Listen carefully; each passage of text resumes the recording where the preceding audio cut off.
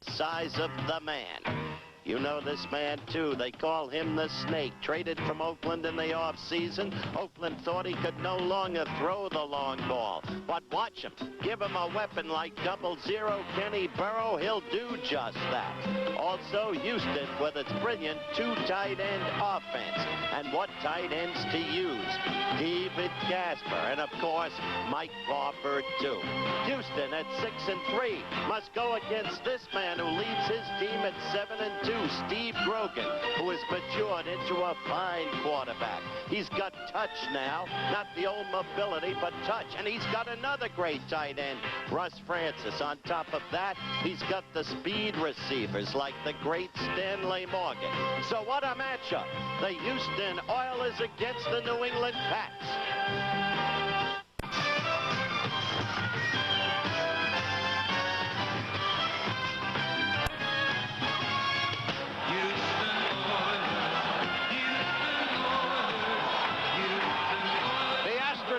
Houston, Texas, and it's rocking tonight. They love their blue.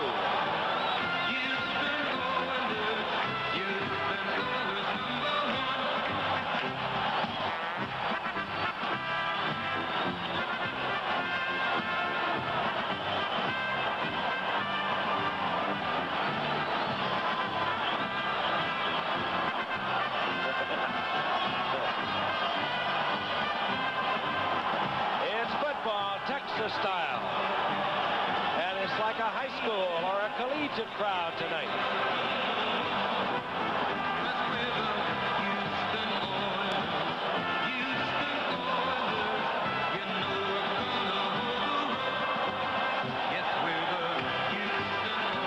And we're live from the Astrodome in Houston, Texas. This is Frank Gifford along with Howard Cosell and Don Meredith.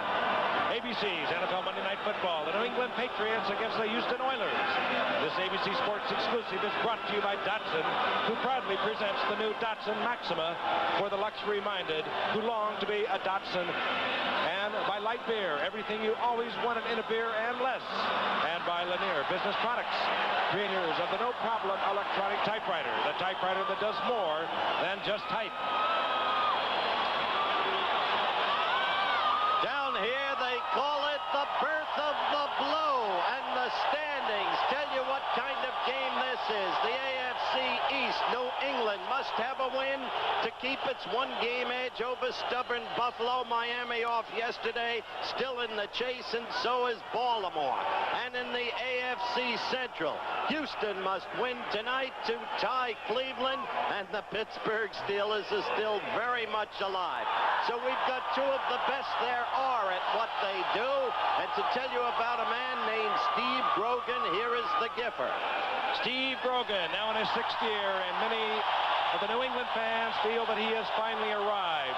He is troubled with soreness in both knees, so we will probably not see him scrambling as we have in the past, but nevertheless, he is a competitor, and he will do that. He's durable, yes. 75th consecutive start for Steve Grogan. We'll tell you about two outstanding wide receivers during the course of the game, but he has an arsenal with which to attack the Oilers tonight. Don, you've always liked the Snake. Yeah, I really have. I think when you got Snake, and you consider that in 11 Monday night games, he's won 9, lost 1, and tied 1. You got to consider that. But give him a nickname like Snake, let him tint his beard a little bit and grow his hair long and wear a baseball cap. He's right at home here in Houston. We're going to have a good ball game. Let's get it going. Yeah. Go get him, Snake. Running by Gillies a few times, and you've got everything the Houston Oilers fans would want in a quarterback, Ken Stabler. Traded, of course, straight up this past offseason for Dan Pastorini. The Oilers also came up with Dave Casper, and they like to go with their two tight end offense. We'll see most of it tonight. Deep, number 85, Carl Roaches. And what a story this young man is. 5'8" and 165-pounder. He's back there with Jeff Groth. Set to kick for New England, John Smith. And this crowd will get with it tonight. They love their Oilers in Houston, Texas. We're underway. And Roaches handles the kick at the 5-yard line. Slips as he sprawls out over the 15-yard line, up close to the 18-yard line. And let's take a look at the Houston Oiler offense. Ken Stabler, we've already told you a little bit. We don't have to tell you a whole lot about Earl Campbell, but perhaps one of the great all-time runners in the history of this game. There's no question about it. There's an offensive line. It's rebuilt on the left side. A big man over there, Bob Young. They said he couldn't play at the Cards this year. Couldn't pass the physical. But with Leon Gray, when Earl Campbell goes left, well, there is a lot of trouble for a defense. Bum Phillips, the colorful coach of the Oilers, now in his 6th season. 1st and 10. They mark it at the 19-yard line. First offensive play. Play action by Stabler. Stabler rifles it out to Ken Burrow. The single wide receiver, and he has the first down out of the 30-yard line, taken there by John Zamberlin defensively for New England. And let's meet the New England defense. They'll stay primarily in their 3-4. However, they will slide into a 4-3 occasionally.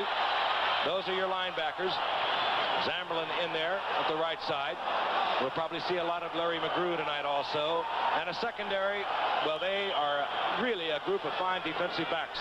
Mike Haynes at one corner, Claiborne at the other, Roland James, the rookie from Tennessee, and Tim Fox, who prowls the outfield at free safety. 1st and 10, the Oilers. The Snake with his first completion to Ken Burrow. Campbell on his first call, and a flag is down as Campbell gets to the line of scrimmage and by sheer brute force squeezes out a yard. Julius Adams 85, Mel Lunsford 72 were there, but again a flag is down. Procedure call working against the Houston Oilers.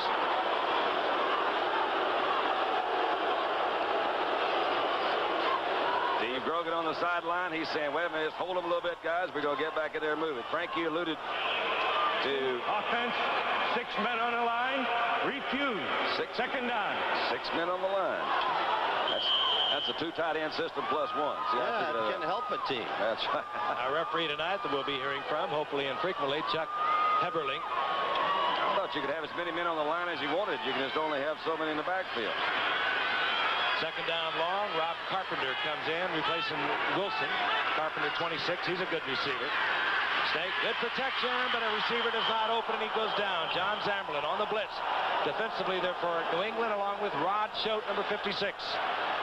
Rod Carpenter's not going to be too pleased with himself. I think he thought that pass had been released. He made an initial block. Let up a little bit. Came in and trapped it. The Snake, we've seen him so often on Monday night, and he always seems to rise to the occasion. His stats not that good thus far this season. Only 4 touchdown passes. He's ranked 13th in the AFC. 3rd down, 16 following the sack.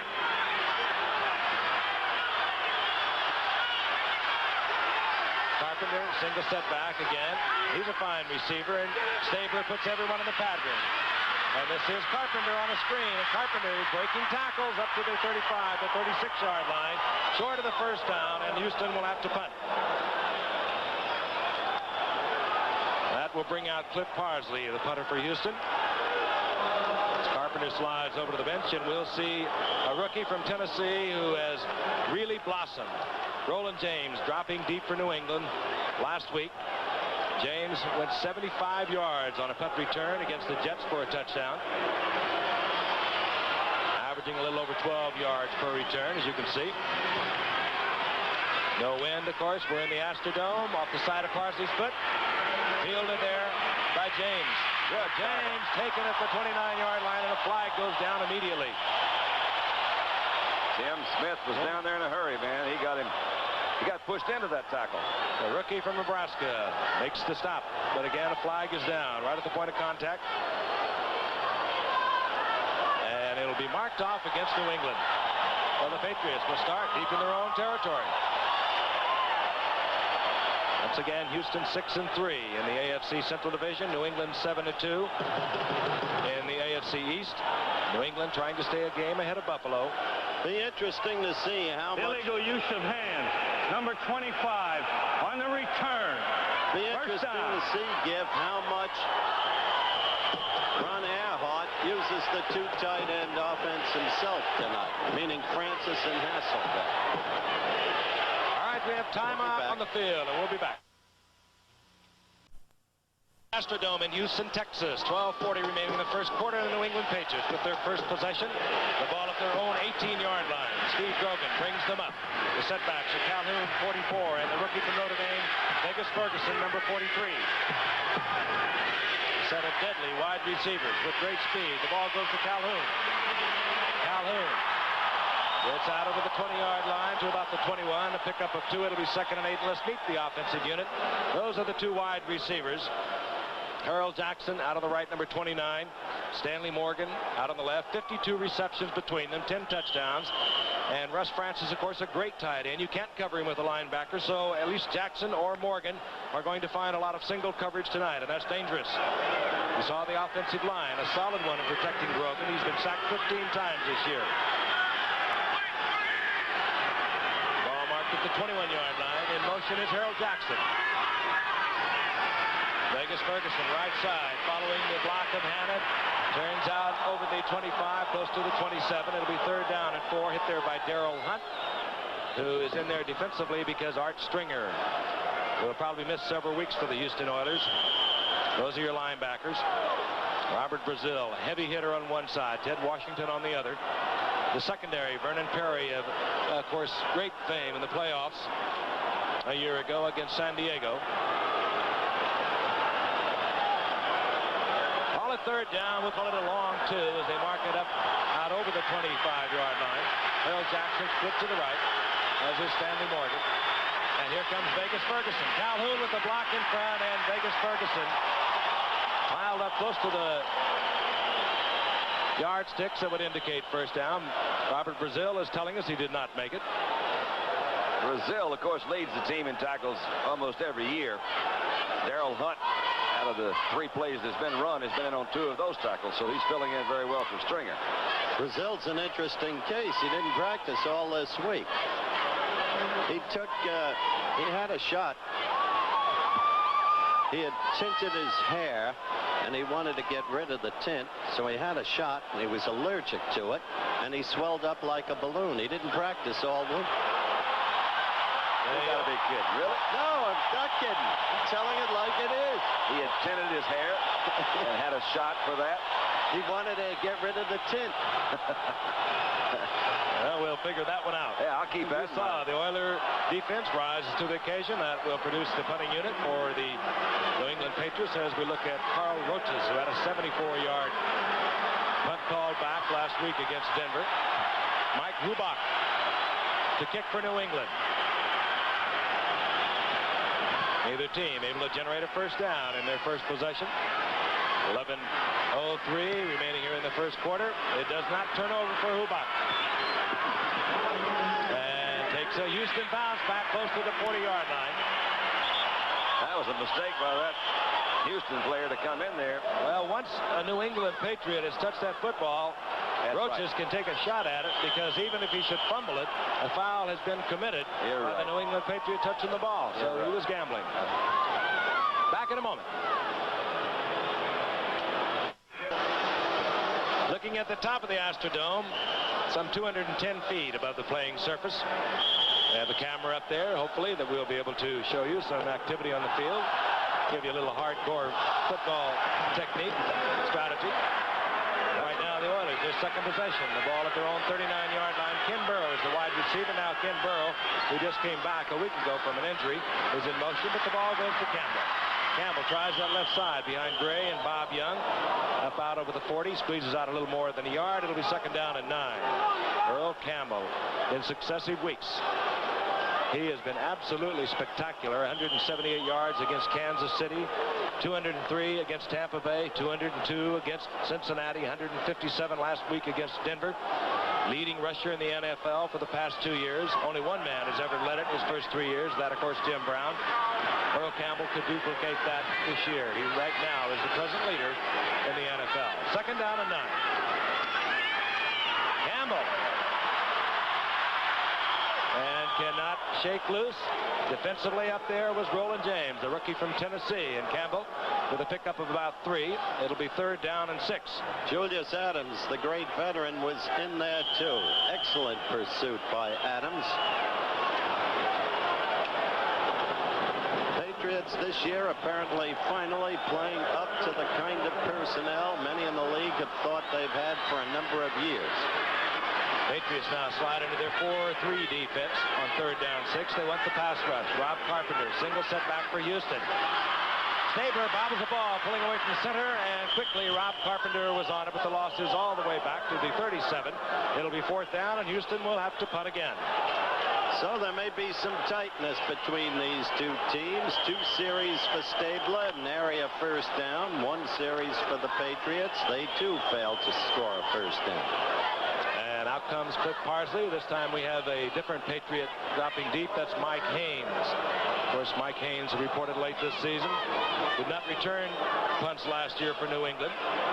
But as a rookie a few years ago, he led the entire National Football League, and he returned 2 of them for touchdowns. So we know that he's very proficient. Good kick by Parsley. It'll send Haynes back to his 18-yard line. Haynes duking around, trying to set up the screen, but he does not do so. And just about where he took the ball, and another flag goes down. Wonder if he's calling a late hit on that, Don. That would be my guess, yes. And it could be Rick Sanford again. He was holding his head saying, no, I did nothing. Again, our referee tonight, Chuck Heberling. No. Clip, and it'll go again against New England.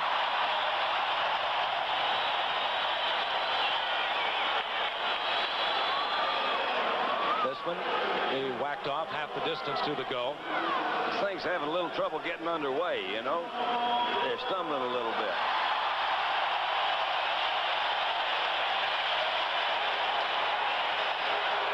Personal foul, clipping, number 25 offense on the run back.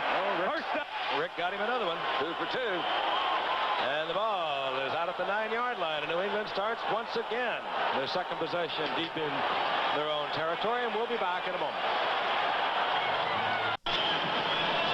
We'd used a little over 6 minutes here in the Astrodome, and I think both teams a little tense. Grogan did not throw the ball in his first series. 3 rushing plays. Again, he was deep in his own territory. And he is once again first and 10 New England, the ball at their own 9-yard line. That's Hasselback and Francis, 2 tight ends there, lined up on the same side. Calhoun out to the 10-yard line. They go into their short yardage offense, of course, deep in their own territory. Your observation confirms what I had anticipated earlier in the telecast. I think Earhart's going to use a lot of the 2 tight end offense tonight. A lot of it. Why do you think he would do that? I think that he thinks he can take Bum by surprise and do it. At least that's his theory, as I get it from the staff. Calhoun gets one. It'll be 2nd down and 9. The ball resting right at the 10-yard line. Francis, Hasselbeck, both stay in. Now they line up with Francis in a wing-back position. Vegas Ferguson at the line of scrimmage. He may have just squeaked out a half a yard. Ken Kennard is there. Elvin Bethea, number 65, holding on to Vegas Ferguson's leg. Marked out just over the 10-yard line, so it'll be 3rd down and 8. The good, the bad, the ugly. I wonder which one's which. But there's an amazing player. So many years and still efficient. Andy Johnson, 32. Chuck Foreman, 22. They come into the lineup for New England. This is their passing specialty group, if you will. That's Jackson in motion toward you. The blitz is on, and Grogan had to dump it off as he was nailed back there. A lot of pressure put on. The blitz coming from Darrell Hunt, who is in there tonight, as we said earlier, filling in for an injured Art Stringer. But Grogan had to turn it loose, or he would have been nailed in the end zone. One of the things you can expect, this one came through so clean. You've got to say that defensively, this team is very well scouted. Hunt did come in from his linebacker position, but nobody touched him. They blitzed 2 linebackers through the same general area, same hole out there. Hubach will punt from the end zone. Roaches at midfield for the Oilers. Hubach hurries the ball, and Roaches takes it at the 47. Good move, Roaches. Bouncing and dancing, a middle one. Moves to the 40-yard line, and Houston will have good field position. 37-yard punt by Hubach, who was hurried. And the fans love it. And you will hear a lot of Oilers fans tonight. They love their blue here in Houston. On an exchange of punts, the Oilers have steadily moved downfield. That's been just about the extent of the action there as Roaches tried out with Kansas City, the Cardinals, a couple of years ago, out of football in 78 and 79. Went to Canada, Saskatchewan, too. Wilson 45, Campbell 34. Those are your setbacks. Here comes Campbell. Look out. Campbell bowling ahead to the 32-yard line. A gain of 7. It'll be 2nd and 3. Tim Fox finally brings him down. Don't try to tackle him one-on-one. It's hopeless. He'll either just bust through you or he'll spin out as he just did and keep on going. I don't think I've ever seen anyone accelerate like that. Even Jim Brown, who, of course, the greatest of all time, and it's yet to be determined how it'll wind out. But Jim Brown didn't accelerate like that. 2nd and 3. Ball at the 32-yard line of New England. Wilson. And Wilson to the 30-yard line, close to a first down. Wilson can carry that ball, too. He's 6'3" and a 220-pounder. He just is used primarily as a blocker with a great Campbell. Yeah, but he can get surprising yardage for you. And he's a good receiver. There is Tim Wilson, 3rd-round draft pick out of Maryland in '77. 3rd, less than a yard to go. Didn't play much ball. Tim Wilson didn't play much ball. And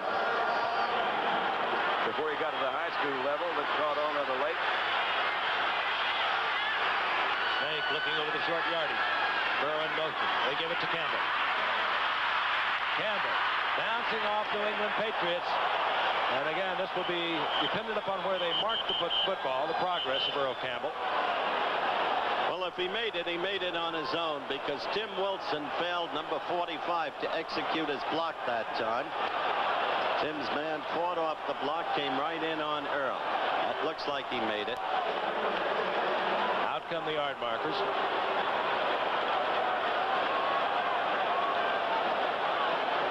Earl Campbell, by the way, is ahead of his league-leading pace of a year ago by some 156 yards after 9 games, and he picks up the first down for the Oilers.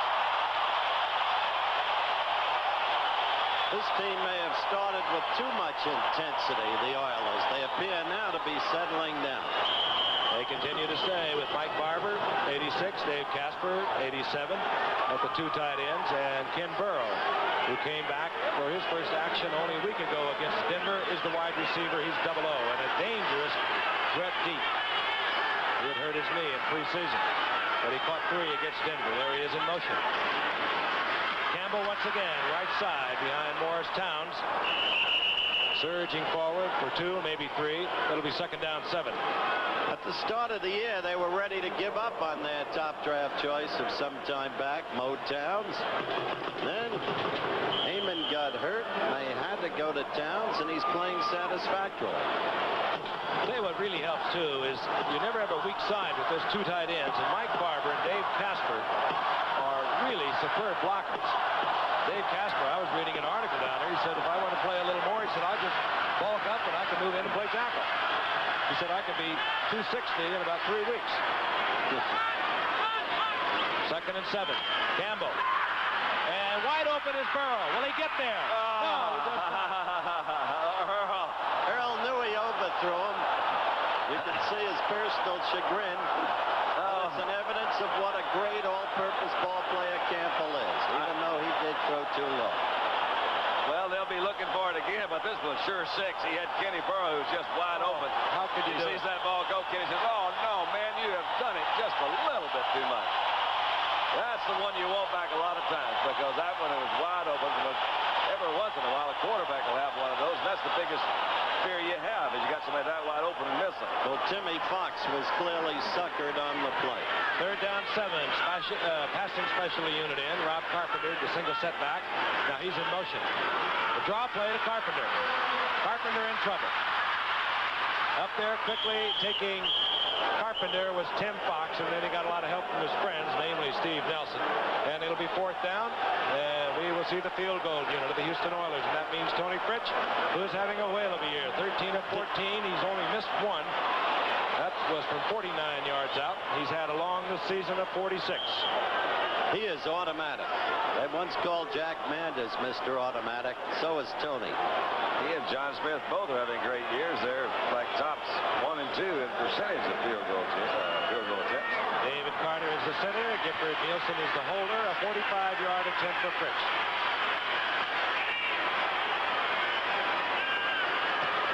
On its way. splitting the uprights, and the Houston Oilers are on the scoreboard first.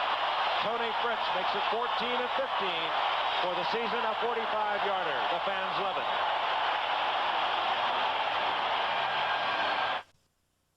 Smoke on it, too. He had a 98-yard touchdown return a couple of weeks ago against Baltimore.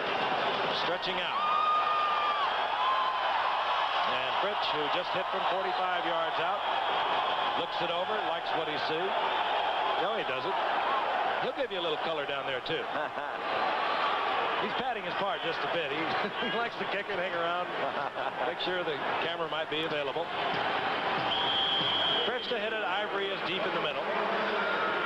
Fritz would probably like to keep it away from Ivory if he could, but he does not. Ivory from his own 5-yard line.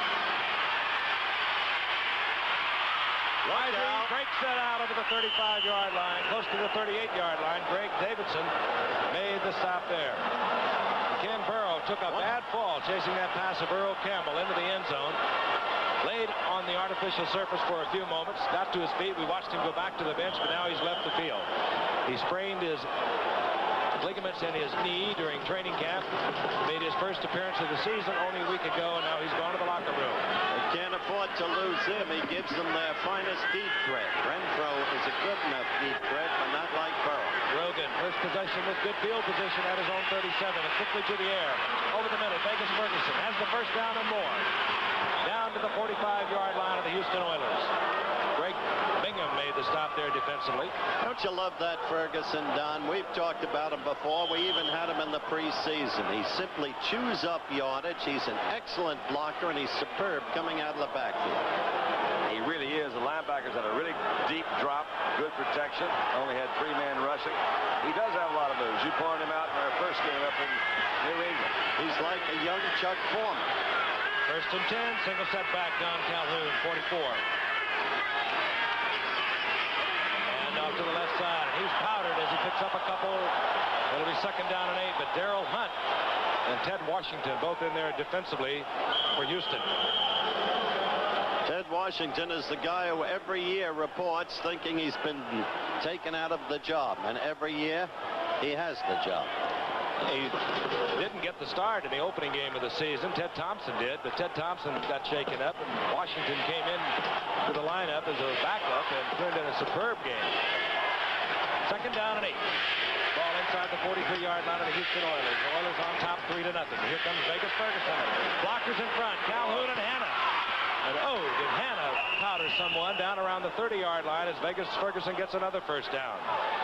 Interesting, too, that Vegas Ferguson was a first-round draft pick because of the trade a year ago that sent Leon Gray to the Houston Oilers.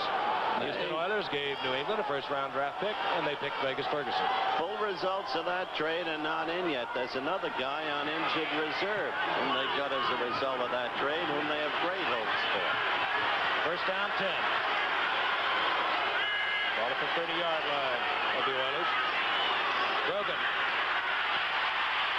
Over the middle, in and out of the hands of Vegas Ferguson, and almost picked off. Deep back there was Mike Reinfeldt, who led the NFL a year ago in interceptions. And a New England Patriot stays on the carpet. Surprisingly bad throw. He had Vegas wide open. Look at it, Don. Couldn't really, it certainly was a little high there. Vegas went up, got a boy, did he really get a shot. Vegas got a... That was Darrell Hunt hitting Vegas Ferguson, and he remains on the carpet. Darrell Hunt's been everywhere tonight. He's played a good game. Vegas Ferguson being treated, and will be returning to the Astrodome in a moment.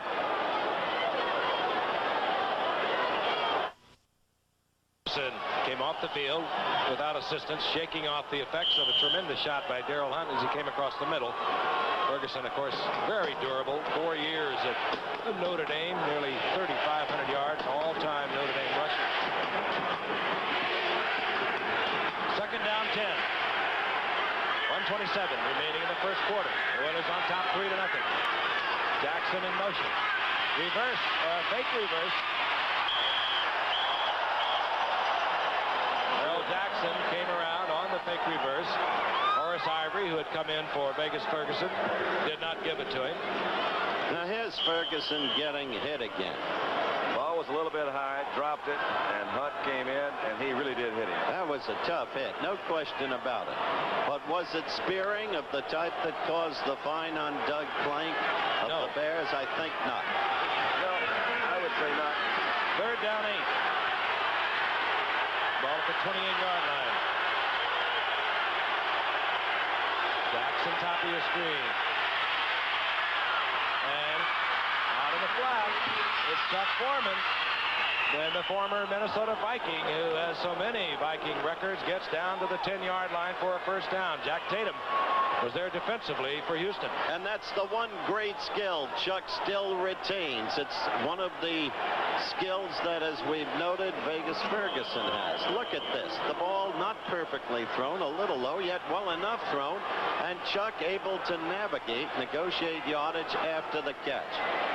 Appeared to be a little mix-up because you saw Greg Bingham, numbers 54, was trailing Chuck way behind him. So Frank mentioned that Jack Tatum was in there. I would say they maybe made a defensive mistake between those two. A first down is right at the 10-yard line.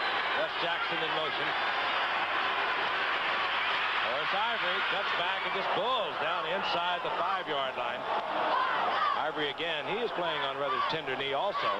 On this steady drive, New England Patriots are showing their firepower. They have so many weapons, Don. They really do. This has been really the only real drive we've had. Houston is, fortunately for Houston, has gotten good field position tonight, and they still were stopped. They had to get settled for a 45-yard field goal, but these guys have put it together. The Pats veterans, Frank, have gotten together, and they said, look, if we don't do it this year, that's the end of the quarter. We'll pick up later. 3-0, the Houston Oilers. They lead on the strength of a 45-yard Tony Fritz field goal. We'll be back in a moment. Steve Grogan, now in the second year of calling his own play, steps into the huddle. He likes to do that. It gives him more confidence. And as we were just remarking while we were away, the man has really matured. Second down, ball just inside the 5-yard line. New England down 3-0 as we begin the second quarter. Ivory stays in a setback as Pete Brock in motion, and Grogan will put it in the air. And in the general area of a 6'7" Don Hasselback, incomplete. He threw that one away, of course. Still with the two tight ends. First quarter statistics hardly scintillating, and yet you can sense the fire in these two teams in the sense that the Patriots, on the basis of the current drive, have settled down. And before it's over, you're going to see these two teams at it with a feverish intensity. Pete Brock, number 58, is in there. He is in there always on short yardage offense. He, of course, is a backup center. Shares time with Bill and Titus. Quick count, and Horace Ivory is up in it. Vernon Perry came up from safety and dumps Ivory all the way back to the 9-yard line. And we'll see the field goal unit out for New England. Big play by Vernon Perry. He's grown accustomed to that. Frank has already mentioned the great playoff effort against San Diego last year. Out comes John Smith, like Tony Fritz, having a good season. He's 17 of 20 thus far on this young season. Call it young. We're midway through it, but it's young when we consider the teams now beginning to jockey and battle for playoff spots. Smith with a 26-yard attempt. The whistle blows. I think we just want to change the football. I saw the Houston group call timeout. I thought it was I thought it was Houston call by. Pete Brock is the center. Matt Cavanaugh, the holder. Right through there. John Smith ties it up as we begin the second quarter. So it's 3-3. To remind you about college football coming your way this Saturday. It'll be a national doubleheader. It'll begin at 12 o'clock Eastern time. Purdue against Michigan, the Big Ten showdown. Of course, Purdue, Michigan, and Ohio State all have identical 6-0 records in the conference. The Big Ten champion, of course, will go to the Rose Bowl. That's Purdue and Michigan. And then that'll be followed by Notre Dame versus Alabama. Alabama ranked number 5th in the nation. Notre Dame number 7. Notre Dame has won all 3 of the games that these teams have met. Boy, they were really squeakers, especially that brilliant Super Bowl game back in '73 for the national title, 24-23. Notre Dame, tied by Georgia Tech, suddenly drops to 7th, but don't be misled by that. They're a great football team. Purdue at Michigan, Notre Dame at Alabama. The 35th consecutive game of more than 100,000 people will be at Michigan Stadium. That's just hard to believe. Diana Auburn. Smith bangs it high for New England. This is Jeff Grote, or rather Carl Roaches. For Roaches, he's corralled over there by Hasselbeck. Just a little different size there. 165-pound Carl Roaches to the sideline. Carl Roaches was just named to the decade All-Southwest Conference team as the kick returner, which is kind of a significant thing. He went to A&M. You're going to get that straightened out with Grogan over there. That's Earhart. You know, I think somebody said, what a little inventiveness comes from necessity. I think he's become a pocket passer because of the 2 bad knees, and he can't really move that much. Exactly. So he's been forced to work in that kind of game, and I think he's found that, hey, he can do that. Maybe he's also come with the confidence of calling his own plays for a couple of years. On 1st and 10, now Mike Renfro, number 82, is the wide receiver. You see him in motion. Play action by Stabler. Stabler, look out to Barber. And Barber on the deflection. It's a foot race to the end zone, and Barber will win it. Tim Fox went for the interception. It bounced off his hands into the arms of Mike Barber, and a very alert Mike Barber rolls into the end zone for a 79-yard Houston touchdown. What should have been an interception becomes a Houston touchdown. It's nothing like a little bit of luck. And the penalty was against New England, and that was a lot of luck. Play action fake, trying to get, but they didn't go for that. You see a quick deep drop. The ball was underthrown. Should have been intercepted. Claiborne and Fox collided. Fox going for the interception, and Barber rolls in his 4th touchdown of the season. He's having a great year. He's got some knee problems too. He can't even make this spike. Falls down at the spike. 79 yards. Tony Fritz does not like his offensive set. Corrects a little traffic, and was set to go for the conversion. Mentioned Mike Barber. His best season in the previous 4 was 32 receptions. That was his 37th already in this season. Tony Fritz for the conversion. Skipper Nielsen holding. And the Oilers, off the strength of a deflection, put 6 on the scoreboard. And a very happy Mike Barber. We'll be back. Capacity crowd singing the Oiler fight song. 79-yard touchdown. The Oilers 6-3 in the AFC Central. They need a win tonight to tie Cleveland. Very deep is Horace Ivory. Tony Fritz will kick off. And, of course, a win for New England tonight would keep them 1 game ahead of Buffalo in the AFC Eastern Division. A couple of Pro Bowlers, a couple of first-round draft picks, Claiborne and Fox, both going for the football. And it bounds into the arms of Mike Barber, and he went 79 yards for a touchdown. Fritz, high and short. Ivory at the 15. And upended, and he hurdles out over the 30-yard line. That kind of play, that Barber touchdown pass, can kill a team. Let's see if New England can respond, and quickly. Yet Kenny Burroughs back on the bench. We're told he injured his wrist. We were not told the extent of the injury. You see the ice being applied there over the bandage. We look for further word on whether or not he'll be back. Meanwhile, Vegas Ferguson back in the lineup for the New England Patriots on 1st down and 10. The ball at their own 32-yard line. Trailing now 10-3, and the crowd exhorting their defensive unit. Jackson in motion. Calhoun. Calhoun pulls out over the 35, close to the 37. Gain of 6. It'll be 2nd and 4. Elvin Bethea, the bottom of that pile. Remember, New England has nothing but weapons. Calhoun, a good example. There's a his career record. He's the in-betweener. Not quite big enough for a fullback, and yet big and strong, and maybe not quite fast enough for the setback. His average gain is impressive. 4.2 yards. No question about it. He's a pro. Second down, 4. Ball close to the 32-yard line. Vegas Ferguson. And Ferguson gets the first down on the cutback out near the 45-yard line. Wasn't that pretty, Frank, the way he knew exactly when to cut back and the quickness of the acceleration? Well, we spotted him, as Don mentioned earlier, in the first preseason game that we worked. He has some nifty moves, and we, as a matter of fact, compared him a great deal to a younger Chuck Foreman at the time. Gliding along, just pecking along, and all of a sudden accelerating, cutting back against the grain.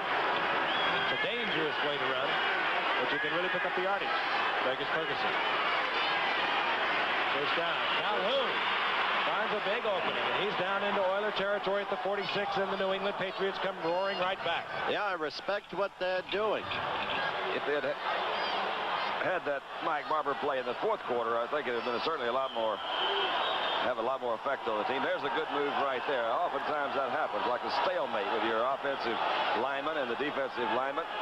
The good backs have a way of anticipating that, stepping over. He made that first step and almost picked up the first step. Calhoun with a little over 400 yards coming into tonight's game. He's played principally where Sam Cunningham did not report, and he is still out of football. Second down in the yard.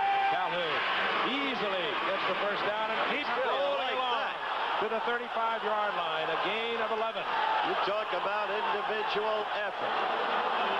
And going back to that Barber thing, it's such a tough thing for a team to accept. A coaching staff, as we look at this replay. Don? Well, they're getting awfully good blocking in the middle. You saw that with Sam Adams, 61. Even Cottis at 67 in there.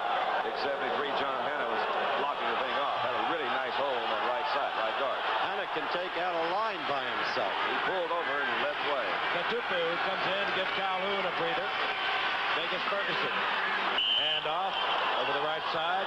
Again, cutting back. Gets about 5 into the second down and 5. There's no science here. They're just getting the offensive line rush. They're off the ball. They're pouring through the Houston defensive line. But Frank, you know, having been through it, a coaching staff works all summer, all year round, in fact, at one thing: execution at every position. A quarterback woefully underthrows the ball. 2 Pro Bowlers are there to intercept, and they both fail. Everyone's human. And the Patriots maintaining their composure. Katupu, that time, banged hard in there. Gets it maybe a yard and a half. It'll be third down and 3 for the Patriots. Well, Mosey. That remaining here in the first half. Oilers on top, 10-3. Chuck Foreman, 22. Andy Johnson, 32. They come into the lineup, and still to make a reception, Harold Jackson, who has 25 on the season and 4 touchdowns, or Stanley Morgan, who has 27 receptions on the season for New England and 6 touchdowns. They have not caught a football tonight. And Grogan wants timeout. Calling timeout, and he moves over to the sideline.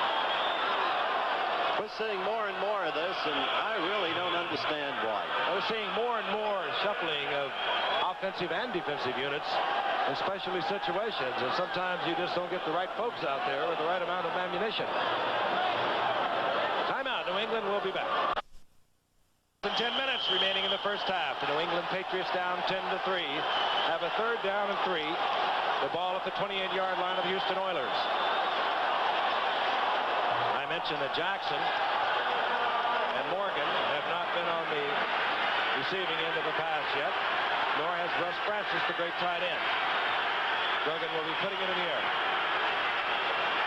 with the draw. Andy Johnson.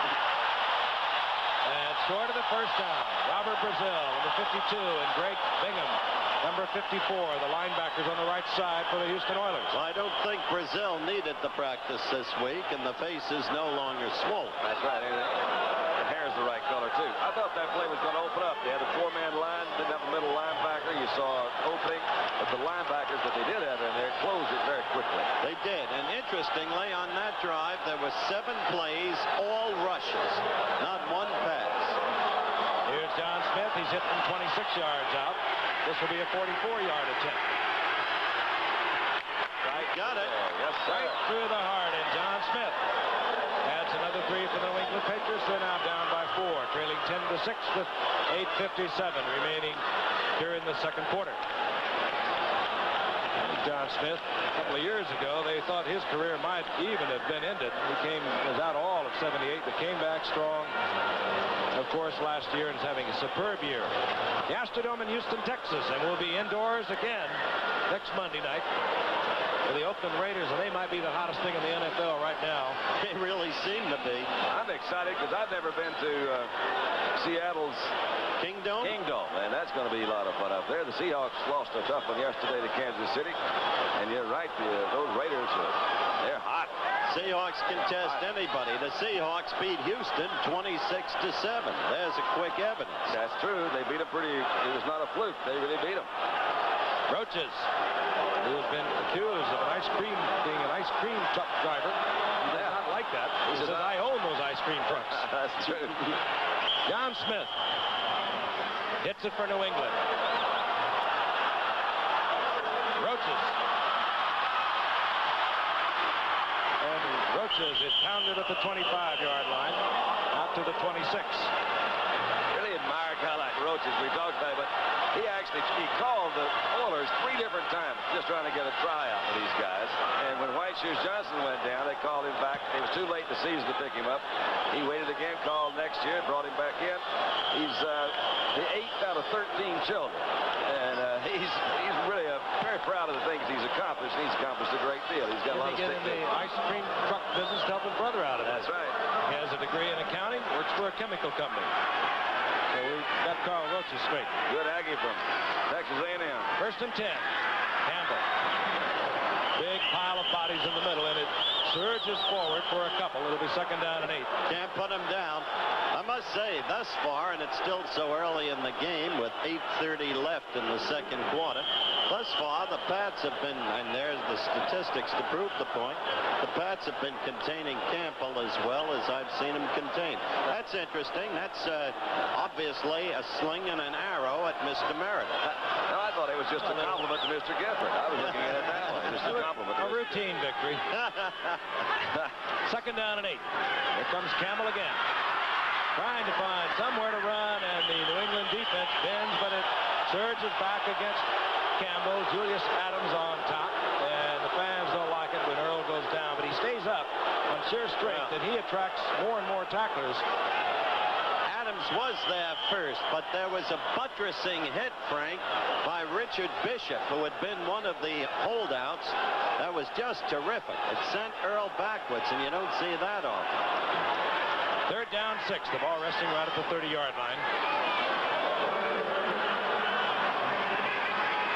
Neither team able to generate any pass offense thus far. New England moved the ball well in their last possession. Had to settle for a field goal. Stabler to the air. Dave Casper has the 1st down, and Casper taken out of bounds out at the 42-yard line. His 7th reception thus far on the year with the Oilers. He came, of course, from Oakland 4 weeks ago. He had 20 receptions there, and they gave up a bundle to get this great All-Pro. Well, he's worth it. He'll kill you with that quick sideline pattern, Don. Just kill you. Hunt tried to get him earlier, too. Even last spring, he wanted to try to work a deal for Casper. They tried. It didn't work it out. Came back later on. He finally did work it out. That was Rod Schote that was covering him over there, by the way. Casper gets the 1st down. 42-yard line of the Houston Oilers. Campbell banged again as he tries the middle, a gain of 2. And we're going to pause 5 seconds and allow our stations to identify themselves. Channel 13, KTRK TV Houston. Campbell out to the 45-yard line. The Houston Oilers, they need a win tonight to stay abreast of the Cleveland Browns in the AFC Central Division. The New England Patriots can maintain a 1-game lead if they can win tonight over the Buffalo Bills in their division. 10-6, the Oilers have the lead. Both teams a little tentative, perhaps feeling the nervous pressure that is generated here in Houston. We have really felt it ourselves. Stabler, Casper. Same play, picked up the 1st down, and Casper upended, but not until he gets to the 30-yard line. And if Houston gave up Well, what was it? 1 and 2 in 81 and a second-round draft pick at 82. They got their money's worth in most people's estimation. They will kill you, this combination. This is Stabler at his best range throw, and that's Casper at his ideal pattern. It was the same pattern. You're right, a different defense. They had that time Ronald Jones, number 38, playing up in the short zone, and he was able to find Casper in between. Oilers beginning to click on the arm of Ken Stabler. Campbell with Wilson out in front, and Campbell just boom forward down close to the 25-yard line. Ray Hamilton sliding out there to make the first contact, but seldom does the first contact do much damage to Earl Campbell. Well, Stabler to Casper will set up that Campbell run more and more and more. You let Kenny work successfully in his favorite range, 14 to 17 yards. It was Sid Gilman who first, as you know, Don, loved that range. Send a guy out, come right back, button hook, bang. And it's very successful. Campbell got 4, second down 6. Stabler to the air once again, going right back to Casper. Casper working against the rookie, Roland James from Tennessee. Casper says, hey, give me a breather, guys. But he gets another first down. It's like an instant replay. Well, I think that's the experience, because these guys have been playing catch for an awful long time. And you've got to cover that pattern, or he's going to still throw it. Maybe that's one of the things that an experienced quarterback and receiver can do, that where experience really does come in. But they know what they can get. He's going to give it to him. 6 for 6 ain't bad, Snake. Those are all first-round draft choices back there in that New England secondary. And look at the way Stabler's chewing them up with the same pattern. Casper's replacement, Richard Castor, not too shabby, as Wilson bangs it right up the middle, finds a gaping hole, and gets down inside the 12-yard line for a gain of 6. Really the first significant drive that Houston has had all night. They have not moved the ball consistently. Kenny Stabler doing quite a job mixing it up, too. He send that big man up the middle. Yeah. Those linebackers have got to be thinking before they can drop back and help out on the pass coverage. And we saw a moment ago, Casper getting himself isolated on Roland James. I think when you play Houston, you have to think run first if you're a defensive man. 2nd and 4. Play action. Stabler to Wilson. I think he surprised Wilson. He just drilled him right there. He was trying to go deep, play action pass. Nobody was open down there. Wilson takes the ball. Seems to me Casper is limping off again, and we're about to see Rich Castor again. Yep. He was taking himself out twice now. Wilson coming up short of the first down by about a yard. There's David. And now Houston wants timeout. Stabler not happy with the personnel in his huddle. He moves over to the sidelines. He probably went over to see what's wrong with Casper. He said, wait a minute, son, don't leave me out here by myself. Let's get this thing worked out. Looks like a hamstring pull that maybe Casper has. Let's hope it's a Charlie horse. To the leg. 3:26. The Oiler pom-poms come out. Really do. There he is. This town turned on about their baseball and about their football. Oh, they've got some fans here that are a throwback to the old days of the Brooklyn Dodgers at Edmonds Field. They got a guy named Crazy George. Carries a drum all over the place, and every time he wants a call for defense, he'll bang that drum.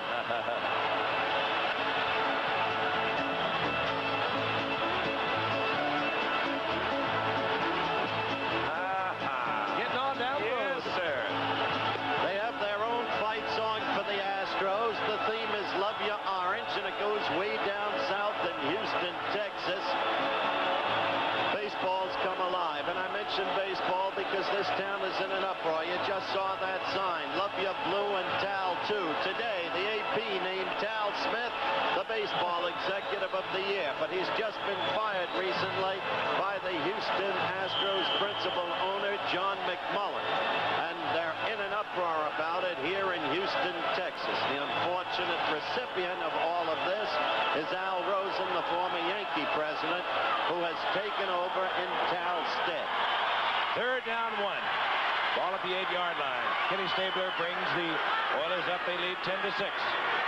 Campbell gets blocked by Wilson, and Campbell holds on to the football as New England try to dig it out.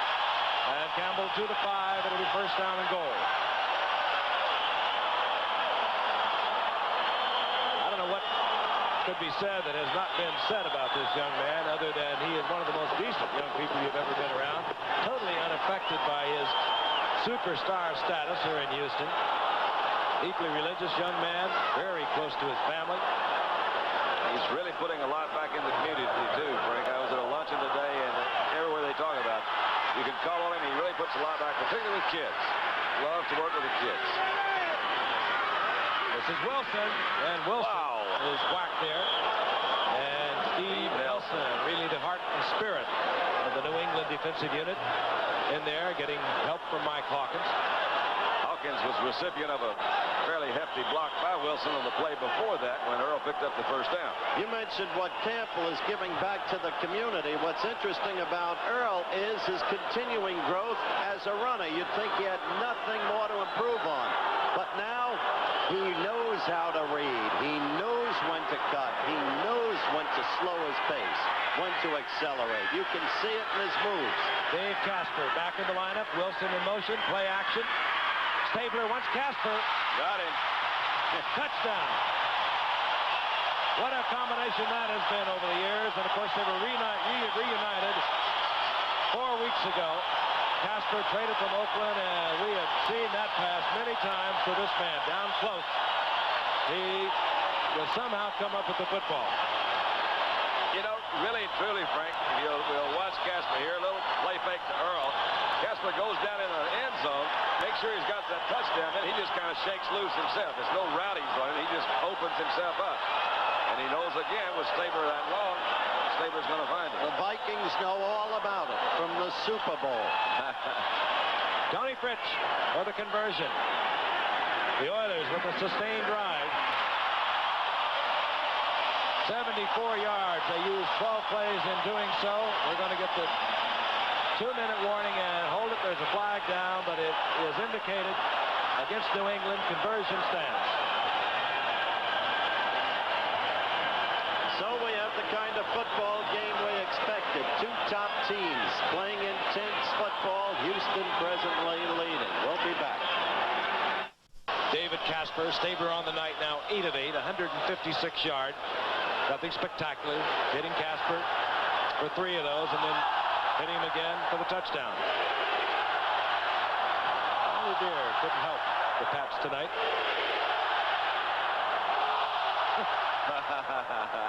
Really just like a carnival down here. It really is. There was a big sign opening up, says, Welcome America to Texas's team, which I think is a little playoff of the Welcome to America's team up north. There's a lot of Dallas Cowboy fans down here, and for a number of years, the Oilers didn't do well. And now the Oilers have been doing well, and they're slowly losing those Dallas fans and becoming big Oiler fans. And there you see Casper. Dave's going off early. Rest that apparently pulled muscle. They'll try and get a report, but Dave Casper took himself out twice. We saw him on the bench holding the back of his leg. But you saw him in there when it counted. Horace Ivory, part of the many players that came in the Jim Plunkett trade of a few years ago. Jim Plunkett, of course, went to San Francisco, and out of that trade, New England came up with Pete Brock, Tim Fox, Ray Claiborne, and Horace Ivory, who awaits the kickoff of Tony Fritsch. 5-yard penalty that was assessed offsides against New England means that Fritsch will be kicking from the 40.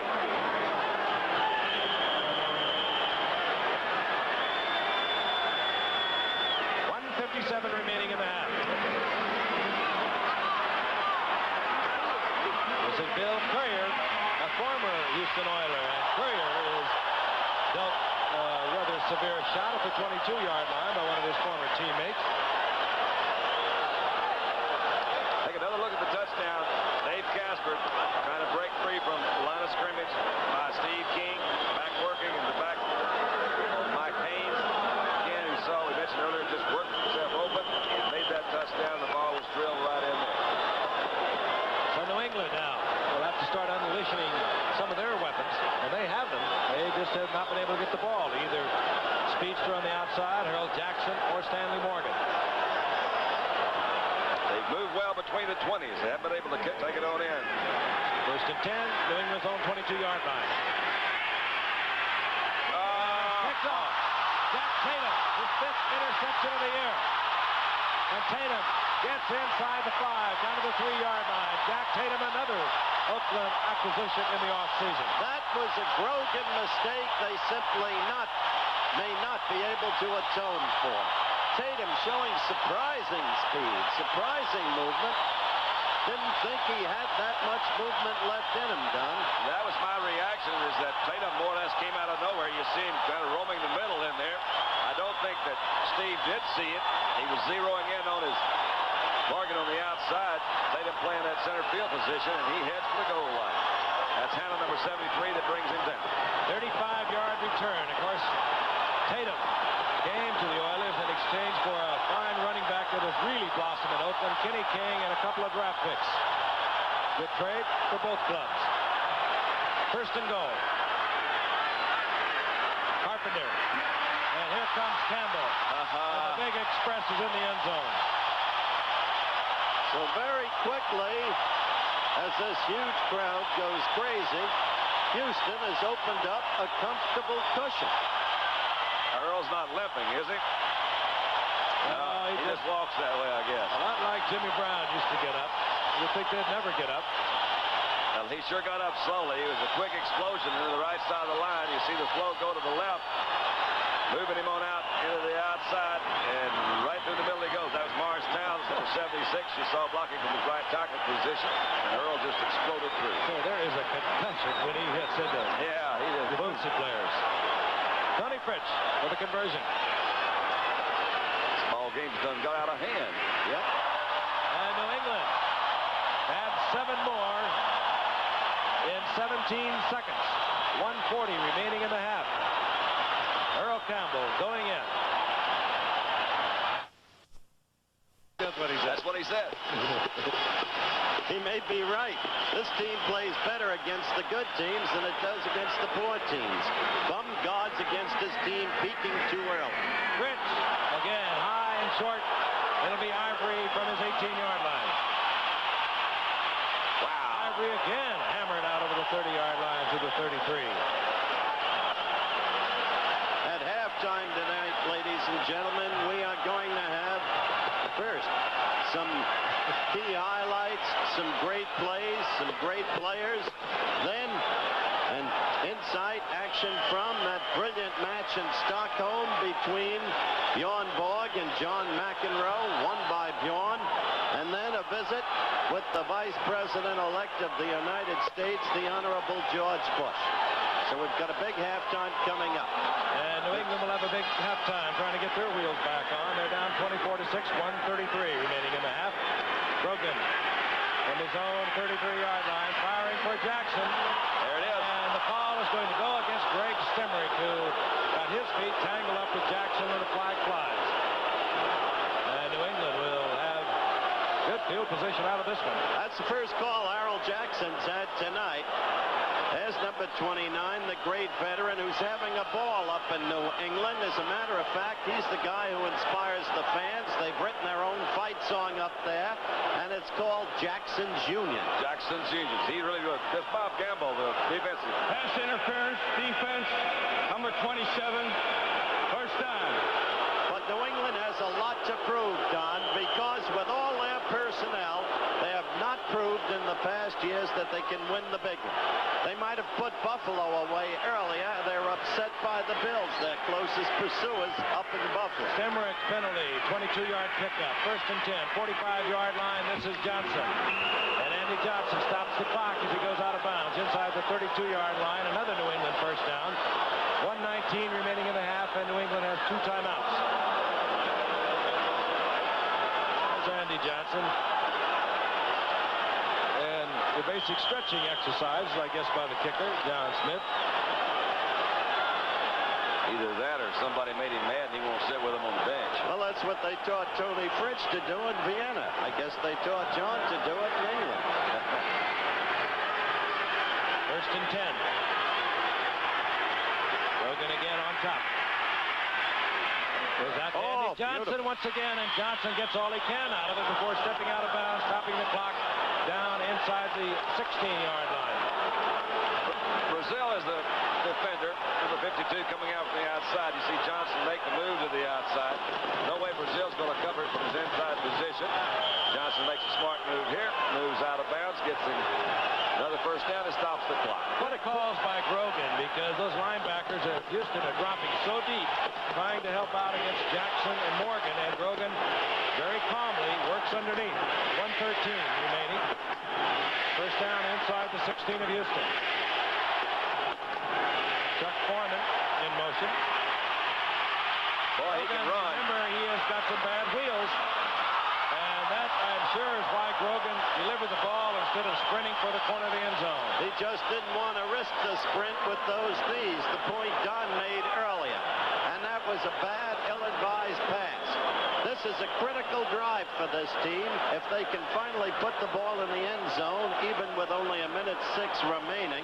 Watch this running room now, and you'll see when you're afraid to run on this basis, and the other team knows it. He could have almost made it in. You're absolutely right. I still, the temptation is, and this is, I think, what he's succumbed to. He sees Francis open momentarily, but there was a great recovery by that defensive back to come back. I think he should have run. That's Francis in motion on 2nd and 10. Grogan. Oh, he had him again. Trying to get Morgan in the corner of the end zone. Incomplete. Now, right there, Steve knows he did not throw the ball properly. And Vernon Perry knows that he was beaten in the end zone, and Stanley Morgan had him. But you see, man, he's got him by a step. Those are the kind you have to capitalize on, especially against a team like Houston. 1:01 remaining in the half. 3rd down, 10. Still 2 timeouts for the Patriots, but now they have to think in terms of picking up the first down.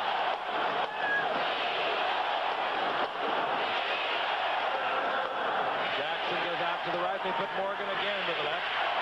But once again, he is lined up in front of Vernon Perry.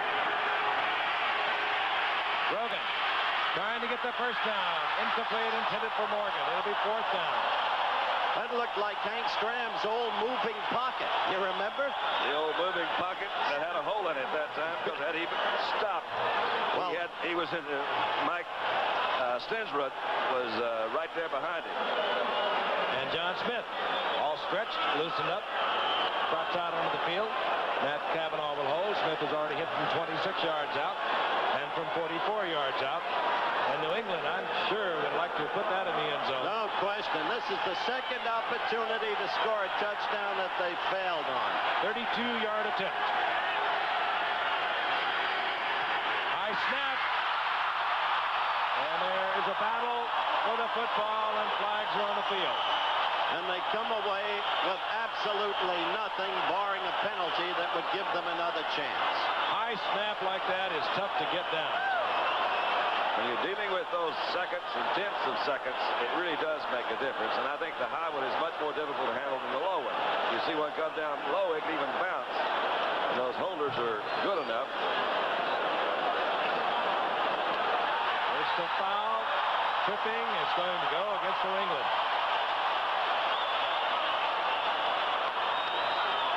Options being explained by referee Chuck Heberling. Personal foul. Tripping. Number 52 refused. First down. Steve King is the tripper. We don't know who the trippee was. You can imagine how they feel, the Pats, Frank. Here's a team that showed no quit in it, even after they had fallen 18 points behind. Marched effectively downfield, and again couldn't capitalize. And they better watch the snake, too. He is just as liable to go for another one, even with 49 seconds remaining. He has 2 timeouts, and you saw the Oiler offensive line move offside. Number 60. See if we can pick up this trip. It's called on number 52, Steve King. And here comes the trip. You see up to the left side of your screen. He said, I've got too many folks coming here. I'm going to try to catch one of them in my hand and trip the other one. He missed them both. Penalty assessed against Houston. It'll be first down at 15 and the ball inside the 15-yard line.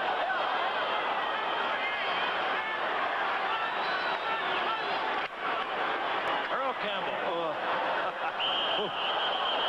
And another violent collision. And Campbell squeezes out perhaps 3 yards. John Zamberlin in at the bottom of that pile. He represents a new type armored weapon that the government might use as a model. Well, maybe we can. Future manufacture. I'm sure you'll suggest that, won't you, at halftime? Would you report back to me at the beginning of the third? I will, yes. Okay.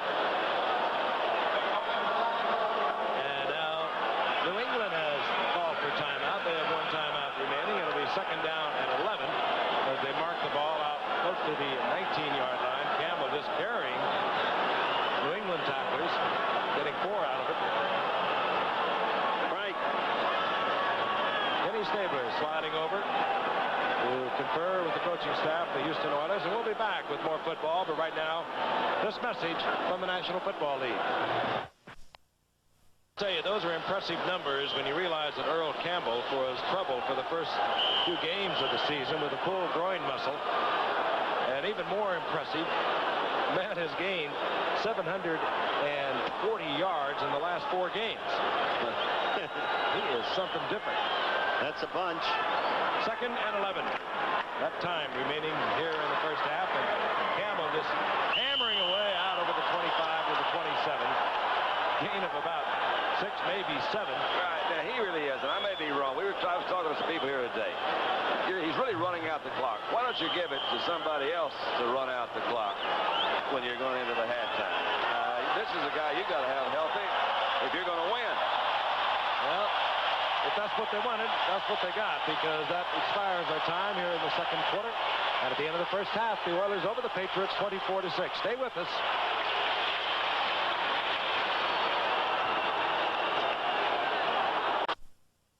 John McEnroe, and a visit with the Vice President-elect of the United States, the Honorable George Bush. Tonight's halftime features are being brought to you by Merrill Lynch, whose sensitivity to your investment goals and agility in helping you reach them make Merrill Lynch what they are.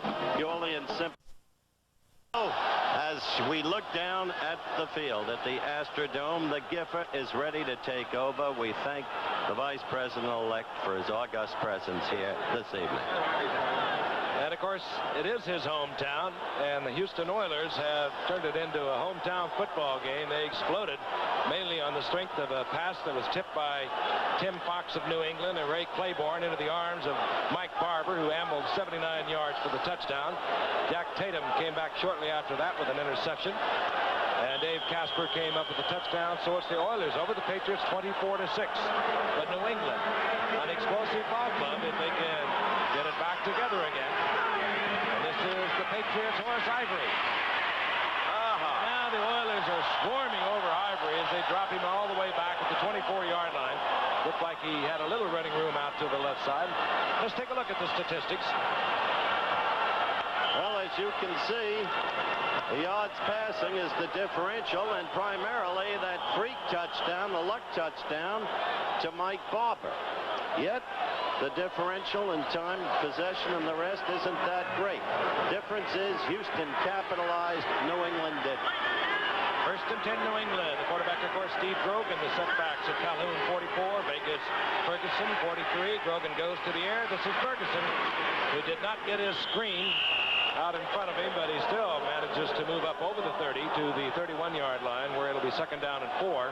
Robert Brazil made the stop defensively for the Houston Oilers. It'll be Bethea, Kennard, Doris, the front 3 for the Oilers. Brazil, Bingham, Ted Thompson, alternating with Darrell Hunt. At inside left linebacker and Ted Washington. Cornerbacks, J.C. Wilson, Greg Stenmark. Safety, Mike Reinfeldt, and Vernon Perry, the strong safety, defensively for Houston. Second down, 4. The toss to Calhoun. And Calhoun taken there. Nice stop as Andy Doris slid out from his defensive left-end spot. Short of the first down. It'll be third down and short. J.C. Wilson up there helping Andy Doris. Being a little picky, but the ball was thrown a little bit behind Calhoun. Had it been thrown where he didn't have to turn around and break stride, I think he could have very easily picked up the first down. Slowed him down that one step. Short yardage offense now for Steve Grogan. Pete Brock comes in, number 58. He is of course, the center that alternates with Bill Linkaitis. But there he is in the wingback position. Powerful man. Calhoun fumbles the football, and there's a scramble. Pete Brock and Linkaitis is kind of an interesting story. I've never heard of this particular situation, but Linkaitis plays the first and third. Brock goes the second and fourth.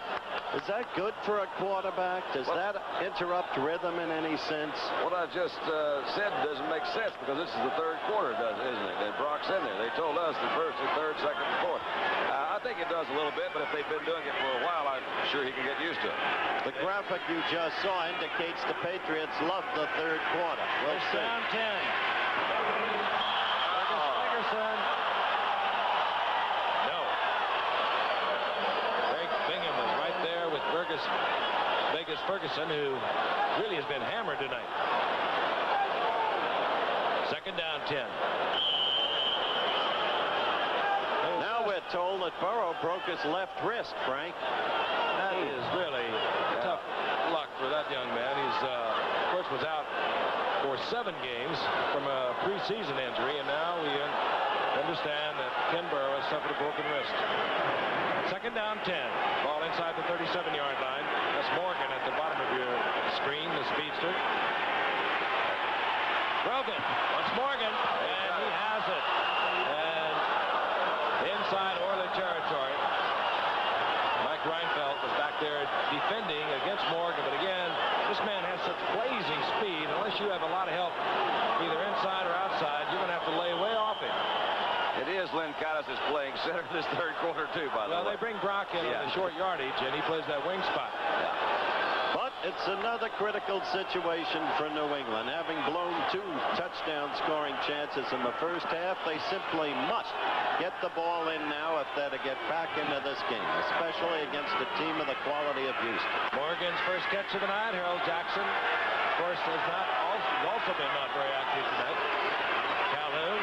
Good move by Calhoun there. Calhoun carries a couple of Oilers to the 35-yard line for a gain of 6. It'll be second and 4. Darrell Hunt was taken for the ride. Tremendously impressive game for Calhoun, Don. I have heard that particular move called by many coaches. That's running with confidence. When he can go and a situation is closed up where he is and he doesn't panic, then reacts to that situation, makes a little lateral move, then goes forward, picks up some extra yardage. Another one of those stories in football. Don Calhoun played college football with his quarterback, Steve Grogan. Both from Kansas State. Here's Calhoun. He has the first down, and he is inside the 30, down around the 27-yard line. Andy Doris defensively there for the Houston Oilers. Calhoun started with Buffalo, and then they let him go, and he came to New England as a free agent, as we see Grogan hit his former college teammate again. Good turning back into the grain. First down, 27-yard line. Frank Gifford, Howard Cosell, Don Meredith in a wild and crazy town that loves their Oilers. Sellout crowd, of course, capacity here at the Astrodome. On first down, Grogan, Bernard Francis settled for Vegas Ferguson. Ferguson hit by Darrell Hunt. Got about 4 out of it. It'll be second down and 6. A good reaction by Darrell Hunt. As we mentioned earlier, he's filling in. But Ferguson was fairly open over there. Hunt reacted to the throw when he goes to it, comes in. See, only a second-year man out of Oklahoma, so you can only expect him to get a little bit better. It was Hunt who shook Ferguson up in the first half. That's right. He must be sticking to him, right? He knows where Ferguson's going. He is filling in for an injured Art Stringer tonight at that left inside linebacker position, but he had an opportunity to start several games a year ago when Stringer was injured. It's not like it's all new to him. Second down 4. Inside, Vegas Ferguson. Load up at the line of scrimmage, gets a couple, it'll be third down and 2. That was another wise piece of running, Frank. Just to hold on to the football in that case. You mentioned this, Howard, because earlier, but these guys really have moved the ball well, and particularly in the first part of the game, they moved it more consistently than did Houston. They just didn't take it in. They got to the 20 or 30, and something would happen and slow it down. Consequently, they've only got 9 points, 3 field goals. How about 6 points? They should have had 3 field goals. England down 24-6. They have a third down and a little less than 2. And Calhoun finds an opening, gets the first down inside the 15-yard line. Left side of the line, Dwight Wheeler and Big John Hanna performing over there. There's been no knuckling under by this Patriots team, Frank. Well, they're trailing by so much because, again, of the deflected pass that Barber took in from 79 yards out, an ill-timed pass by Grogan that Tatum picked off. 2 errors, and all of a sudden you almost appear to be out of the ball game. However, as I said, New England could hit from anywhere on the field with those wide receivers, Jackson and Morgan. They just have not been able to get the ball to them. Francis now opens up wide, bottom of your screen. Grogan. All right. And what a great piece of work by Grogan. He was looking for Francis. He picked up Vegas Ferguson and quickly rifled it in there. Well, that was a super pass. There were some really good plays all around. I think you're going to see Ted Washington as one of the guys. Good move by Grogan. You're right. Here's Ferguson coming across. But look at the defensive flake. That's Bingham right behind number 52, and that is Ted Washington, number 59.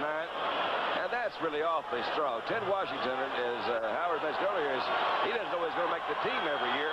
But one of the things he is, he's really strong. Not particularly a good pass cover. First down, goal to go. Less than a yard. That's Brock in motion on short yardage, and Calhoun tries to go over the top, and they turn him back. Now they're saying that he broke the plane. Linesman, of course, lined up right on the goal line. A late indication of a touchdown. Dale Oram, the line judge, says, nope, he made it. He got over there. You see Washington say, wait a minute, man. I'll tell you, I was closer to it than you were. That earlier hit by Washington on Ferguson was a reminder of Houston's hit on Garrison. Let's look at this again. All right, ground level look. Here it is, Calhoun going up over. I think you got a scoop on that one. Look, the second effort. Second effort, and there it came back in. That's where he did it. New England Patriots using over 7 minutes, or almost 7 minutes on this drive. Again, that was a high snap. Absolutely. And Smith gets it through, however. And the Patriots shorten up the lead. They now trail 24-13. You got it. Back in the Astrodome. Sold out, of course. Set to kick off now, John Smith. And New England's right back in this football game. Carl Roaches is deep along with Jeff Groth.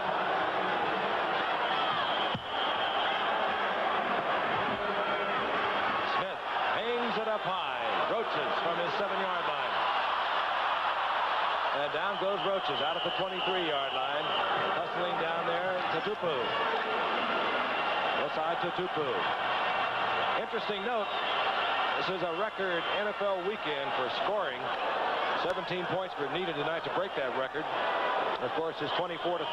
697 points have been scored on this weekend of play. 660 ran up yesterday in 13 games, and of course, our 37 tonight. The man likes to play on Monday night. I don't care what you say. The Snakes got it 8 for 8. Casper stays on the sidelines. Over the right side, out over the 25 for a gain of a couple. It'll be second down and 8. Campbell not finding the going easy tonight against the New England defense that has been really tough. You really summarized it all. Those 2 Patriot mistakes have made all the difference in the world. And such is the quality of these 2 teams that you can't make mistakes, either one against the other. Second down 8. Again, right side. How do you like that? You talk about doing it on your own. You saw that one. Out to the 30-yard line. It'll be third down and 3.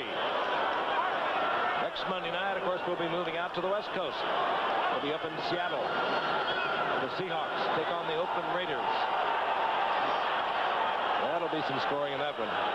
It sure should be, and even though Oakland traded Casper away, Chester, in his stead, has been playing unbelievably well. Had a great game against Cincinnati yesterday. Third down 3. Ronnie Coleman in motion. Gamble just pulling ahead. Coming close to a first down.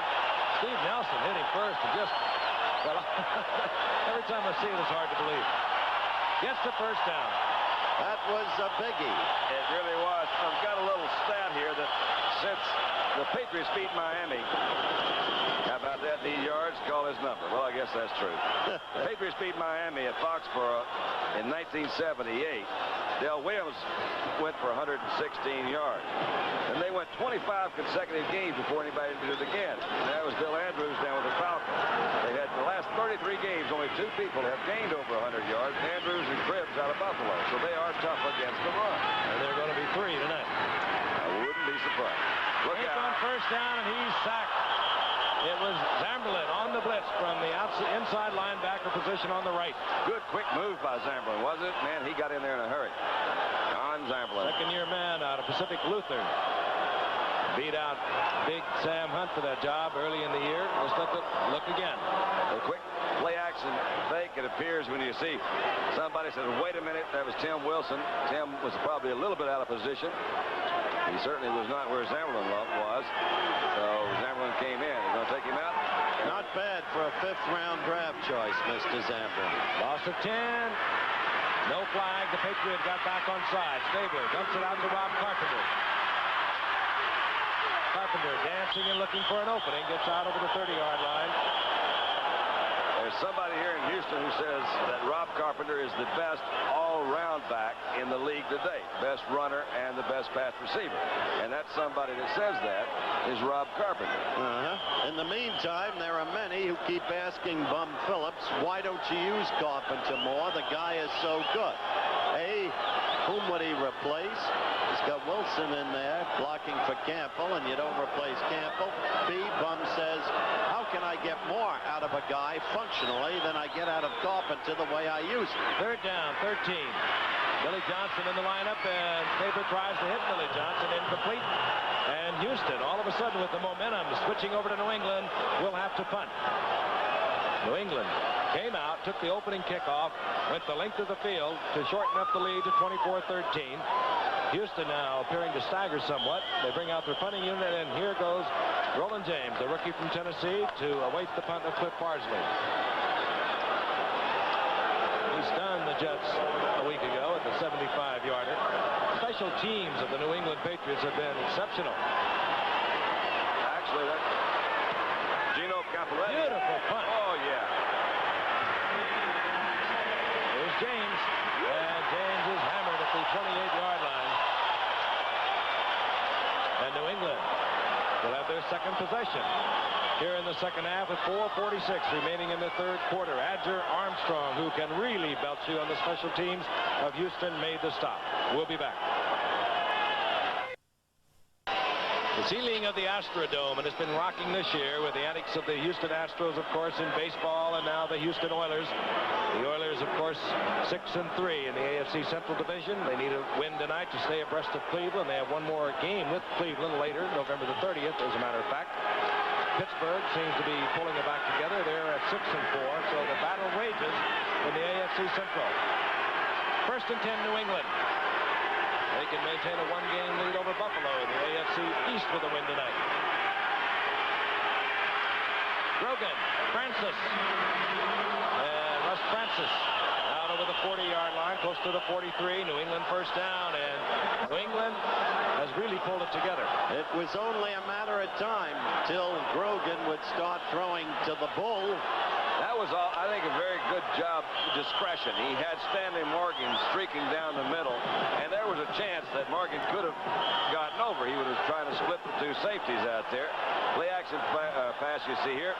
He goes back. He's looking for Morgan first. He says, I'm not quite ready to do that. Let's go with Russ and pick up a first down. They don't get him down, do they? He is a bull. First down near the 43-yard line of the New England Patriots. Grogan 11 of 19 tonight for 135. Grogan, and the flag goes down. What Russ Francis again. He has a first down. Well, again, we'll wait. The flag is down. There was a could have gone either way to both Francis and one of the Houston Oilers defenders. J.C. Wilson, I think. Frankly, they could have called either one of them for pass interference, for as much as I know about that particular rule. To get you to clear that up someday. I don't think you can. It's just, to me, it's just strictly judgment. What the heck they're going to call is Illegal contact, number 33, defense, refused, first down. J.C. Wilson, illegal contact, ruled against Russ Francis. This was a kind of a lame duck throw. He got pressure. I don't think he was really trying to hit Francis here. You see him move out, not moving too well. Slight limp.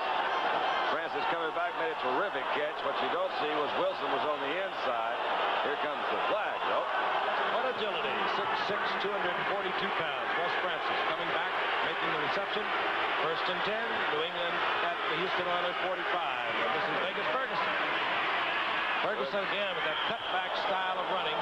Gets inside the 40-yard line, and he'll pick up 7 on that one. I must say, we talked about Grogan's maturing as a quarterback. He certainly has proved himself thus far in this half. He's moving his team beautifully. You get a guy like Ferguson. Mixing it up. You get a fellow like Ferguson, that helps with that maturity, son. He does have the 2 excellent wide receivers that we've talked about. He hasn't used them as much tonight as he has previously. And, of course, Russ Francis. Those things really help. And we've talked about Calhoun, too. Has thrown for 81 yards during the third quarter. With 3:10 remaining here in the third. Wide open is Jackson. He Stays on his feet, and Harold Jackson in the end zone, and a stunned Houston defense who obviously had committed an error, left Jackson wide open, and they do not believe it yet here in the Astrodome. I don't believe it either. How did he get that wide open? Somebody. The old sleeper play. The old sleeper play, but he wasn't in motion. Just strictly to that little outside down. They say J.C. Wilson's into the inside. Really a horrible defensive mistake. Stayed in bounds, which is really a terrific. It's Vernon Perry, 32. And he tiptoed in. Way up north, New England way. Jackson's Union has its way. You are a poet of sorts. Of sorts. Of sorts. You're a Never poet of has sorts. Harold Jackson missed a game as a professional. He started 13 years ago. Takes it in, and we have got ourselves a football game as John Smith drills it through the uprights. There he is, his 5th touchdown reception of the season. He's averaging almost 21 yards of reception. We'll be back. Jackson, a 39-yard scoring play from Steve Grogan. And New England, who appears to have all the momentum in this football game here in the third quarter, has closed the lead 24-20. Hubach is kicking off now for New England. This is Carl Roaches. And Roaches out to the 33-yard line. And a flag goes down as there was a late hit. Here's a touchdown play again. Looking at it from another angle, you see Calhoun in the middle, but Jackson's right there on the sideline. No one is close. Had to be a missed assignment. I would guess that Wilson was not supposed to release him to the deep man that quickly.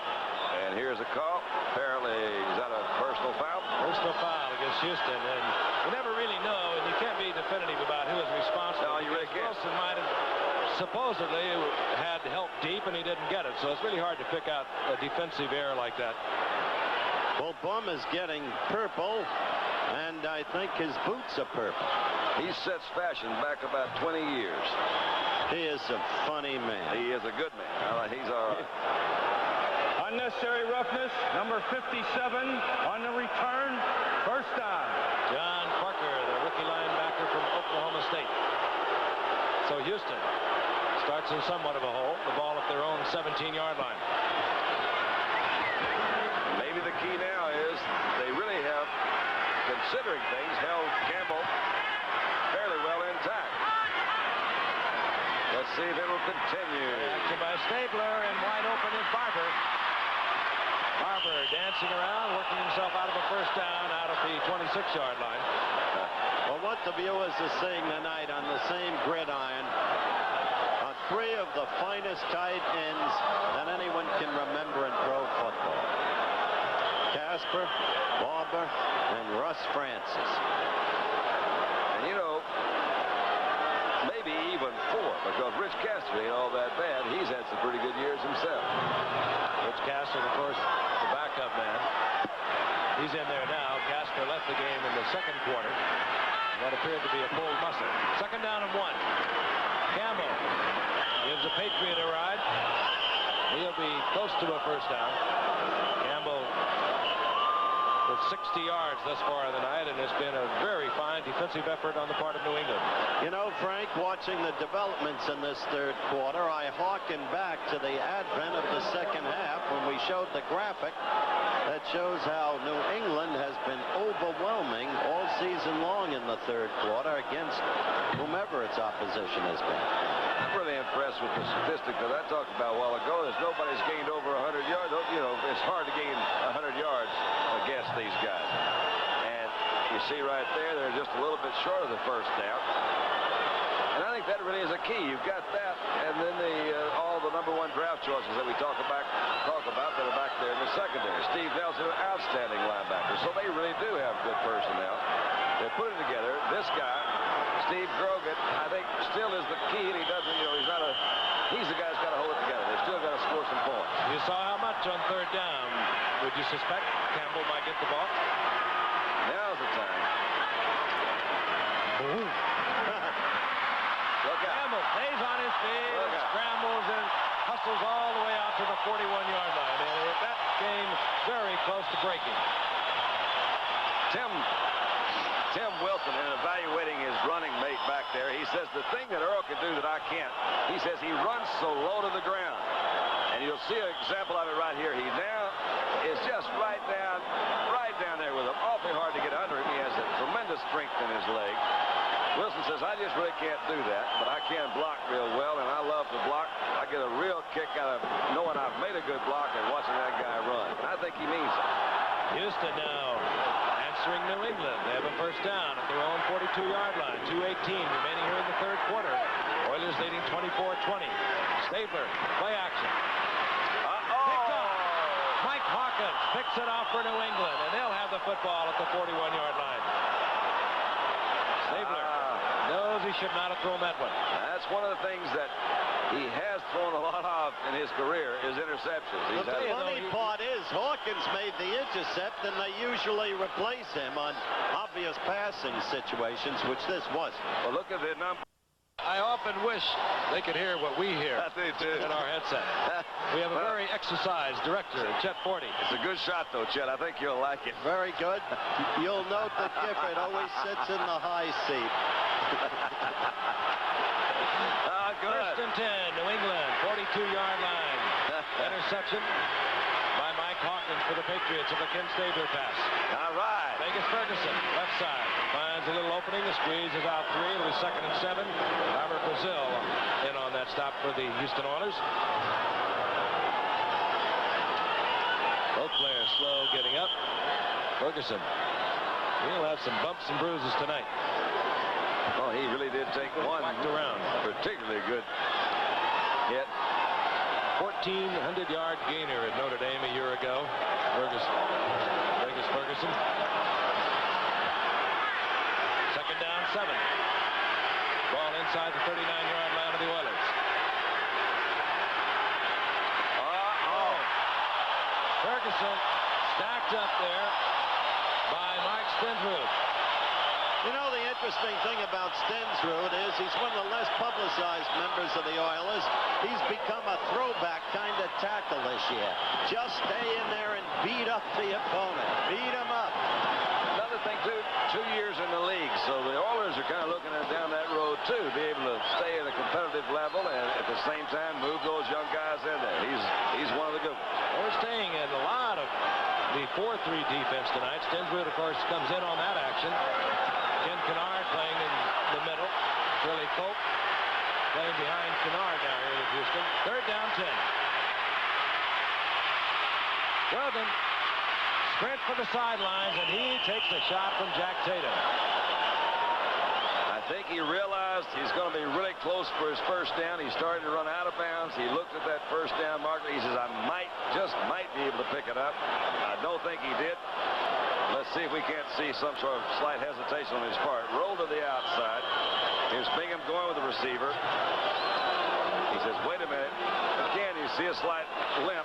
He said, oh, man, I can't. Let's just do what I can. I'll tell you, it's going to be decision-making time now with third down and a couple of yards, determining whether or not John Smith has the range from this position. Meanwhile, time is expiring here in the third quarter. There it is. You're watching another exclusive of ABC Sports. That's the end of the third quarter. The score, the Oilers 24, the Patriots 20. We'll return for the decision in just a moment. Steve Grogan comes back out onto the field, which would indicate on 4th down and 2 that the New England Patriots will be going for a first down. The ball has been marked at the 34-yard line, or it could be they will take a long count and try and draw the Oilers offsides, and then if they do not, bring in their punting unit. We'll wait and see. We begin the fourth quarter. Good football game. Very important to both teams. Very exciting situation for offensive football. You see the guys get there, put their hands in the middle of the huddle, says, we got to go get it.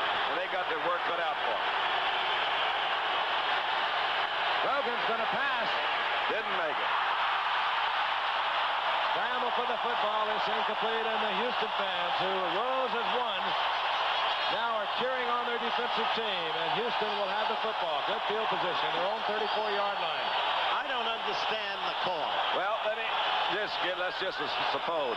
Ordinarily, Grogan is a terrific rollout option type quarterback, but he is hurt. You see, he never got on the outside to put any pressure on that secondary, so you got to give the defense a lot of credit. Because he is hurt, because he has the bad knees, Why you would they want to call get it? rid of the ball quickly. Get that quick sideline hitch pass. We'll talk to him about that after this game. We'll get that straightened out. The kind of a play that can fire up a very sluggish Houston offense. This man doesn't need any fire as Campbell just balls his way up for about a 5-yard gain up around the 39-yard line. It'll be 2nd down and 6. Now just look how those statistics have changed. This reflects the dominance, total dominance of New England in the third quarter. First downs, yards rushing, yards passing, total yards. Now New England on top, and even time of possession. And still, they've got 4 points to make up. Some football. 2nd down, 6. Campbell. Look at this. First down, Campbell on. That is the difference right there. That guy right there. Don't try to tackle him one-on-one. It's hopeless. Earl gives the bats. First down out over the 45-yard line as Campbell continues to roll toward a 100-yard gain. New England, however, making it very difficult. That is really something right there. It's up to the minute. Campbell now with 86 yards.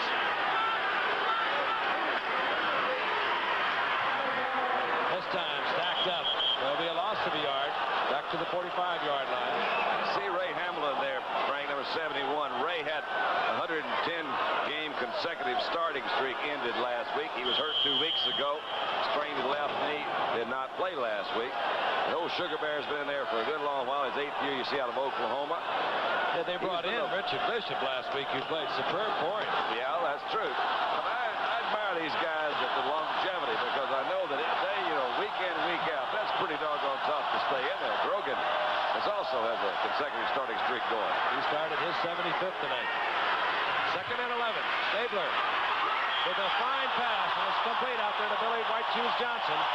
And Johnson just had first down yardage. Stabler had to throw it away from the defender, and Houston is going to have the first. Has Johnson, has he always worn those glasses? I've never noticed that before. Yes, the answer is yes. Billy White Shoes Johnson, here he comes.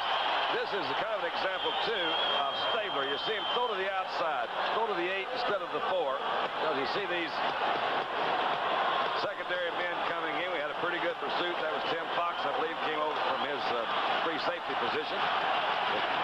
Billy Johnson is out there, picked it up, first down. The Oilers inside New England territory. Campbell pulling on the left side. Ray Hamilton, bottom of that pile. Gain of a couple. It'll be 2nd down and 8. Billy Johnson, of course, they really thought he was through.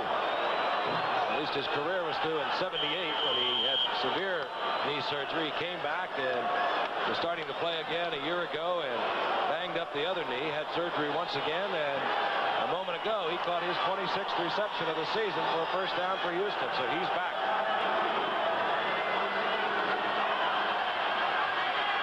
Second down 8. Ball at the 42-yard line of New England. Stabler. Good move. Hey, it's Mike Barber, and Barber, who is really tough to get down, hangs on, moving down to the 25-yard line of New England, and the Oilers are coming back. What a terrific move by Barber. That was Mike Hawkins, number 59, who had him fairly well covered. But that's something a receiver develops to kind of sense where those defenders are. You look at Hawkins right there on his shoulder. Barber says, wait a minute, I'm going this other way. Good move by Barber. Barber, there was a lot of talk that he would be upset when the Oilers acquired Dave Casper, but Mike Barber is having the best year of his 5-year career. Because he learned how he'd be used, and he settled down. At first, he was irritated. Mike Renfro is the single wide receiver for Houston. Top of your screen, 1st and 10. Here comes Campbell. Campbell met 51 Bob Golick. Big flag. Flag is down. Let's see what this flag is, because there's a point to be made about number 51, Bob Golick. Back judge Al Jury. If I'm not mistaken, isn't that the first holding call tonight? Maybe. It might be. Golick is from Notre Dame, second-year man, saw a little action last year because of injuries. But this is a tremendous football player who had his greatest college game ever in the Cotton Bowl. He had a tremendous... Holding. Offense. Number 86. First down. He had a tremendous, as we look at the holding call, game against Earl Campbell. Well, I think Barber is holding. That's what you. That's an easy one to call. Well, if he's not, we got a scoop. That's all right, Mike. He was probably tired after running that last pass route. Holding New England's Mike Hawkins. Houston collecting its first holding call of the night. First down and 20. Campbell sprinting with a great speed to the outside. And rolling back to the original line of scrimmage. 10-yard pickup. he's incredible.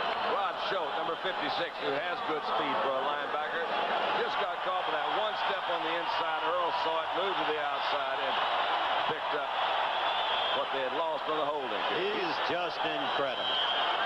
Already carried 24 times. You see Schultz just one half step away from getting it. Then Fox comes over, number 48, and knocks Earl out of bounds. Well, it's crisis time for the Pats. He's got to be tired, man. How can you do that? Rob Carpenter is in there. He's a good receiver. They bring him in on a passing situation for Campbell. Stabler, Renfro. Oh, yeah. And Mike Renfro, little at 6 feet, 184, drove strong downfield, cut to the sideline. The Snake with a perfectly timed pass. You know, what's so great about these teams, everywhere you look, as we look at that play from ground level, there's talent. Haven't mentioned Renfro all night. He's a superb football player. White Shoes Johnson, too. These teams are deep. Well, you really are. That was Claiborne, number 26 you saw there. But Mike Renfro, son of a good friend of mine, and ex-coach Ray Renfro. So happy to see a guy come along. Went to TCU. Yeah, an all-pro with Cleveland. Yeah, well, Ray was. This guy's really doing a good job down here. On first down. Campbell thought he saw daylight to the inside, turned into a crowd. Nevertheless, gets down close to the 7-yard line for a gain of 4, and it'll be 2nd and 6. You may have mentioned this earlier, Howard, but I think maybe it's an old cliche in football, but you saw New England come back from 18 points, and they got within 4 points. This particular drive is something that shows you what kind of team the Oilers are. They do play well against good football teams. They had to put this thing together. We watched Crazy George bang the drum on the sideline. There you go. What can I tell you? Good basic hard hat. That's it. 2nd and 6. And it all goes back to New England's failure to make the first down on 4th down. Campbell. Goodbye. He had that one little gap and just blew through there. Touchdown, Houston. Ron, there's not much you can do about that. He just shook his head. Did you see him? Nothing you can do about that, which puts Campbell over 100 yards. And let's go back. 4 weeks ago, 178 against Kansas City. 3 weeks ago, 203 against Tampa Bay. 2 weeks ago, 202 yards against Cincinnati.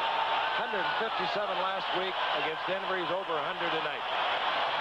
You've got to really, really and truly appreciate this. You see the lead block, of course, again, is Wilson comes to the outside. Hey, Earl said, I'm going to go into the inside. I see a better hole. He made one quick move, came to the inside, and got it. Mike Barber, they're all pals on the sideline when things are going well. Tony Fritz for the conversion. 9:07 remaining in the fourth quarter. And the Oilers have pulled it back together after New England came out smoking in the third quarter. They have moved out on top once again, 31-20. We'll be back in a moment.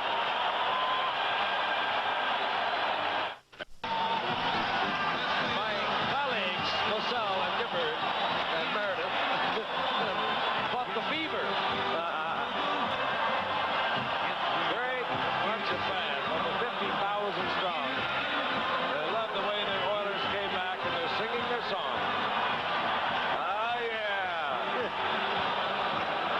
Carrying the ball 7 times on that drive for 34 tough yards. 9:07 remaining in the game. Britt swats it. Bill Courier, the former Oiler, down the right side, and Courier piled up out somewhere near the 30-yard line. And now it will be a test of character for the New England Patriots. They had it together in the third quarter. They missed on a 4th down attempt at the 34-yard line, and Houston took it down the field for the score. That's crazy, George. You saw the Houston fight song. These fans in Houston, Texas are incredible, and they know how to lose. When they lost the final game, the Astros to the Phils, they cheered the winning team. What a great series. It would be hard not to do that. First down, New England. Grogan. Hey, that's a good play. To Morgan. And Morgan accelerates out for a first down to the 42-yard line. Greg Stenmark took him out of bounds. Stemrick, according to his defensive secondary coach, says that he thinks that he is the #1 defensive cornerback in the league. You see, right that time, he did play off a fairly good block. Was that, I couldn't see who it was that came out to block at it, but Bob Gamble is the defensive secondary coach. He says this guy is just the best there is. He happens to be right. He doesn't lead in intercepts, but he is where he should be. First and 10, Grogan to the air. Wide open is Francis. And Francis holds on at the 32-yard line. Jack Tatum was watching, could do nothing about it. He did something then, Howard, that really I've heard you criticize Grogan for in the past, is he didn't have the touch to drop it over, but I think you have said this, and it is true. He has developed that. He's dropping it right over number 52. Now, that's a really very difficult pass. You see that was a good deep drop by Robert Brazil. It was quite a catch, too. So, yeah, that was a pretty good catch. That ball almost touched ground, and Francis had the hand strength to retain it. New England right back where they stalled a few moments ago. On first down. Grogan fires and is complete to Hal Jackson. Jackson steps out of bounds near another New England first down. Up and down the field. This smacks of our Houston 35, Miami 30 game right here 2 years ago. The two teams, you're seeing two of the very best. This is football as advertised. Ron Earhart started his coaching at the high school level out in North Dakota. Had a remarkable record, North Dakota State. Came to New England in 73, replaced Red Miller, who went to Denver in 77 as offensive coordinator. Took over, of course, last year when Chuck Fairbanks checked out. Jackson got the first down. Ball at the 21-yard line. New England on the move again. And this time, Grogan felt the pressure and off balance. He tried to get it out to Jackson, but Jesse Baker was in there pressuring Grogan. He couldn't reach Jackson. The Patriots are an interesting team as we look at this ISO on Grogan, Don. I think you'll see that Steve didn't step back up in his pocket. Jesse Baker coming to the outside. Steve just sat back with a deep drop. And and left himself wide open for a good hit, which he received. Red Miller, assistant coach, now head coach of Denver. Ray Perkins, assistant coach, head coach of the Giants. This team has turned out a lot of key people in this league. Second down 10.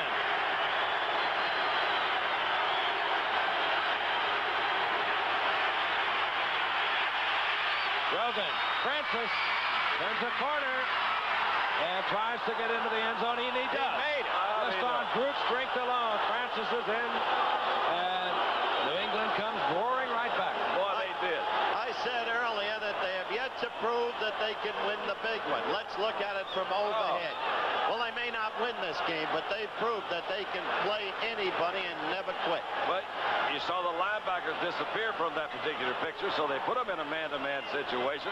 You've got to the outside, and when you're throwing to Francis, man, you've got something working out there. They left Vernon Perry trying to cover Francis man for man. And did you see the move he put on Vernon Perry? Took Vernon Perry right off his feet with that quick move to the inside, breaking it out. They caught him in the right defense, Frank. Had a blitz, they picked up the blitz, he had time to throw, and he sure did do a number on Vernon. I think he's all world. I've heard that. John Smith tries to shorten it up, and he does. So another 4-point difference. The Oilers 31, the Patriots 27. 7:51 remaining in the game. We'll be back in a moment. Physically, he looks fierce. On the gridiron, he is fierce. In person, he's as gentle a man as you've ever met. He cares about young people. He cares about the community. He's a walking advertisement for sports. Russ Francis. Mike Hubach puts it into the air for New England. And here comes Jeff Groth for Houston. And Groth, nice return out over the 30-yard line to the 31-yard line. Let's take a look at it again. Keep in mind, Francis putting the move on Vernon Perry right there, and then just using all the agility that you can ever imagine you find in a 6'6", 245-pounder gets into the end zone. You see the adroitness with which he moved the football from one hand to the other, so he had the football protected when he was hit. And now it's incumbent upon Houston to move the football. Seesaw battle back and forth. Neither team willing to capitulate. Here comes Campbell. And Campbell finds an opening, and Campbell, when he gets an opening, he just bursts through the players, and he gets out to the 38-yard line. Gain of 7. Call it 6. 2nd and 4 coming up. When he gets the football, it's what they would term in legal parlance protective custody. Yeah, Denver did a fine job defensively against Campbell on the ground, but he just ate them up at the end of that game, controlling the football. 155. And he still came out with 157. Oh, New England is not playing poorly. Campbell again. And finally, Campbell goes to the turf. Rick Sanford was there first, but Campbell gets the first down, and that is the key item. I'll remind you, be sure to stay tuned for ABC News Nightline with Ted Koppel, 30 minutes after the game, 11:30 on the West Coast. First down is at the 44-yard line of the Oilers. Seconds ticking off inside 7 minutes. Again, Houston, with a win tonight, will move into a tie with Cleveland once again in the Central Division of the AFC. Both with 7-3 records. Pittsburgh is 6-4. Stabler. Renfro is there. Good move. And Renfro gets straight, working against Ray Claiborne. Claiborne out of the University of Texas. Renfro, of course, out of TCU. They played against one another in college. You see Mike just made a quick move to the really kind of a head fake to the outside. Came back into the middle. Claiborne didn't have any help inside, so it was open. Kenny let him into the inside. Big first down. They got Renfro as a 4th-round draft pick in '78 because of his size more than anything. He rewrote the record books at TCU. Pittsburgh remembers him in the controversial play. He remembers Pittsburgh. He sure does. Campbell. I don't believe it. Moving forward, it'll be second down and 6, and valuable seconds are ticking off. When you've got Campbell, excuse me, as your protection, he makes the yardage, chews up the clock, he beats you every way. And my only concern is there's 29 rushes again tonight, over 30 a week ago. How about that one right there? Well, what did John McKay say about O.J. Simpson? He likes to run. I like to watch him. Yeah, well, I guess that's right. You're young and you're healthy. You're running back. Earl likes it. Earl likes to play on Monday night, too. Or any night. Any day. Second down, 6. Rob Carpenter tries the middle. Maybe a yard. It'll be 3rd down and 5. When you have two teams of this excellence, everywhere you look, there are players. Renfro twice tonight. Come up in the clutch. White Shoes Johnson. Carpenter is capable of killing. Rod Carpenter out of Miami of Ohio. Cradle. Carpenter goes out as Stabler brings up his Oilers on 3rd down and 5. Campbell stays in. A single setback. In the wingback slot, Ronnie Coleman. Campbell again. Is that amazing? Hit by Claiborne and Fox. They didn't even disguise it well. He usually goes out on 3rd and 5. Now, if they're going to leave him in the game, what a surprise. We're going to let him run with it one more time. He is the greatest player alive today. There is no question. There can be no question. Certainly the greatest runner. And it's really hard to compare. People try to do it. That's Campbell true, and Jim Frank, Brown. They're entirely different players. And Jim Brown stuck around for 9 years. Never missed a game because of an injury. Over 12,000 yards. Maybe been shooting at his mark for years. And maybe this will be the man. But right now, we watch Rod Carpenter over the left side. It's to the 15-yard line. You talk about value to a team. He's protected this game single-handed. He's been used as the valve to use up the clock and to keep gaining the yardage to the point where at the very least they can score another field goal. A couple of key receptions, too, by Renfro, which is, if you can balance that thing there. All right, first, 16, 30, 28, 56. Notice in the 4th quarter when he should be tired, he's at his peak. He is tired. Second down 9. But the other team is more so. Inside 3 minutes, Stabler wants Renfro for 6. Got it. Beautiful fake, sending Campbell up the middle, holding just for a second that secondary. And Mike Renfro put a move on Ray Claiborne that was classical. His father would have been proud of him. You know, he has worked on Claiborne really pretty well. He's had him over there 3 times, and really and truly, Renfro's effort has gotten him open. I wish we could see that move because it was really a beauty. Kenny was on the mark. Completely out of it. The thing you can see, Frank, is he turned him around, which if you can turn any defensive back around, you know you've made a move on it. We'll watch him here from this angle. Watch him take a hard drive to the inside. Claiborne reads that. That's it. Little pat to tell him he's going to move to the outside. Well, that's really, and also the ball was right on right time. there. Yeah. Right there. Stabler's range. So Houston answers right back. Here's Tony Fritz. Fritz to the uprights. I'll tell you, these two are 2 fine football teams. The difference, where's number 34 tonight? Earl Campbell. We'll be back. 16-yard touchdown pass. Great pattern, but also a perfectly timed toss. Oh, right in Stabler's precise range. 16 yards, 14 to 17. Here's the fight song.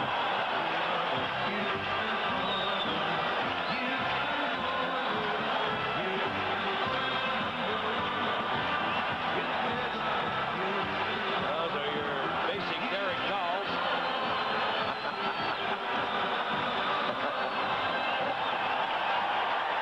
Fritz hits it. Here's Horace Ivory. And Ivory, amid a shower of flags, goes down at the 35-yard line. And a New England player stays on the turf. While we wait on this call, Frank, can I make this final point about the value of Earl Campbell? He's a weapon even when his number isn't called. A tremendous weapon. The other team expects him every play. Personal foul, clipping, number 80 on the run back. Clipping Don Hasselbeck, and the injured New England Patriot is Larry McGrew, the rookie linebacker from USC. And Larry McGrew, a good-looking prospect from New England. I remind you about college football coming your way at 12 o'clock Eastern this Saturday. It'll be a national doubleheader.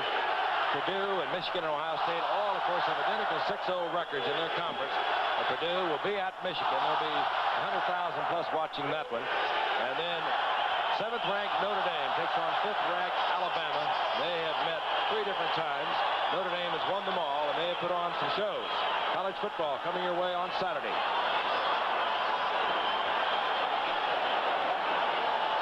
Penalty moves New England back to their 13-yard line. They have 2:31 on the clock. They're down 38-27. Rogan gets it out to Andy Johnson. Gain of 5. It'll be 2nd down and 5. Stopping the clock, 2:26. This has been a marvelous football game between 2 exceptional teams. As is always the case, the key mistakes can beat you. In New England's case, 2 key mistakes in the first half. Well, one great break for Houston. The deflected pass to Barber. The other, the ill-advised throw that was picked off by Tate. That's what turned this game. Either team could have won. Ball marked close to the 20. 2nd down 4. Grogan looking for Jackson, and it's deflected and knocked away by Greg Bingham. And the crowd roars at every play now defensively on the part of the Oilers. They can play a slightly different type of defense, too, because they expect this. The Oilers are 11 points. It's not 10 or anything, so they've got to have those deeper drops, and that's exactly what they did that time. Make it a little more difficult to make this thing happen. Next Sunday, Houston will be playing Chicago at Chicago, and we'll see them again December the 4th on a Thursday night when they go against the Steelers. They also have 1 game left, as I mentioned earlier, with Cleveland, November the 30th. The other games will be the Jets, Green Bay, Minnesota. Besides, of course, Chicago, Cleveland, Pittsburgh. 3rd down 4. Over the middle for the 1st down. Andy Johnson up to the 35-yard line. And this could produce the 2-minute warning unless Steve Grogan is able to get the ball into the air. Which he does, having called 2 plays in the huddle. Under pressure again, Jesse Baker. And he tries to get it off to Foreman, could not do so. And there is the 2-minute warning. Both teams showing a lot of character here tonight. As Steve Grogan moves over to the sidelines, and we'll be back in the Astrodome in Houston in a moment. Frank Gifford along with Howard Cosell and Don Meredith watching a fun football game. Don't you like to see the points? Do you think it's a good rule change to let this thing open up a little bit, or yes, you think it should be governed a little bit? As I mentioned earlier, the NFL broke their all-time record for scoring on a weekend. They broke it right here tonight. Grogan brings the Patriots up, 2nd down and 10. 1:59 remaining on the clock, and New England has 3 timeouts remaining.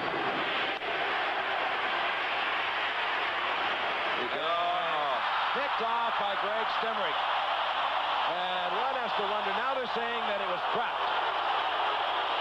Well, the officials facing the play rules that the ball was trapped by Stemrick. I think Stemrick probably knew that, too. He was just trying to see, look around, maybe he could get away with it. Let's see. Come back on the inside. You know, one of the things we're seeing, we've talked about it earlier, but Grogan does have his knee problems.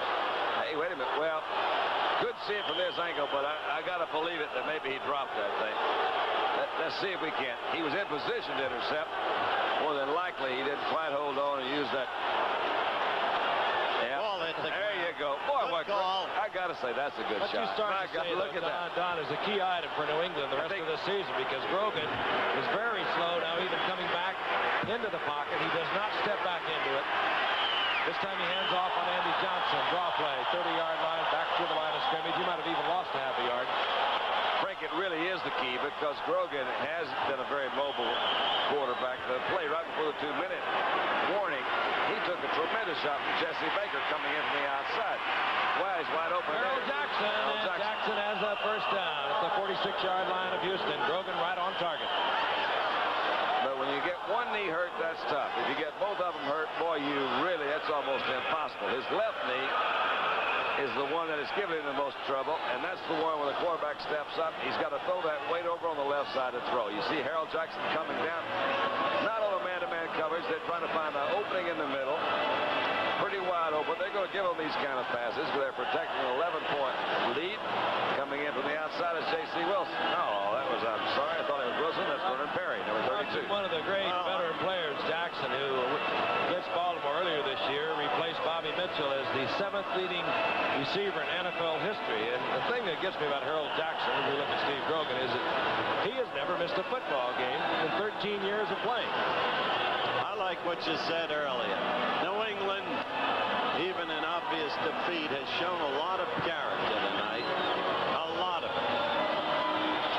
Well, this still puts them in a tie, doesn't it, with Buffalo at the top. And there's some more of this to go. And also keeps Houston in a tie with Cleveland. They do have a tough schedule ahead of them. I know they have to play the Rams. We'll see New England again December the 8th at Miami. They have to play Miami. And next Sunday they have to play the Rams up at Foxborough. Right. They play Buffalo once again on December the 14th. That at Foxborough. Well, they can be the masters of their own destiny. 1:29 remaining. New England has 2 timeouts. Grogan has been spectacular here in the second half. Even though he appears to be troubled by that knee, he is 16 of 22, 229 yards here in the second half.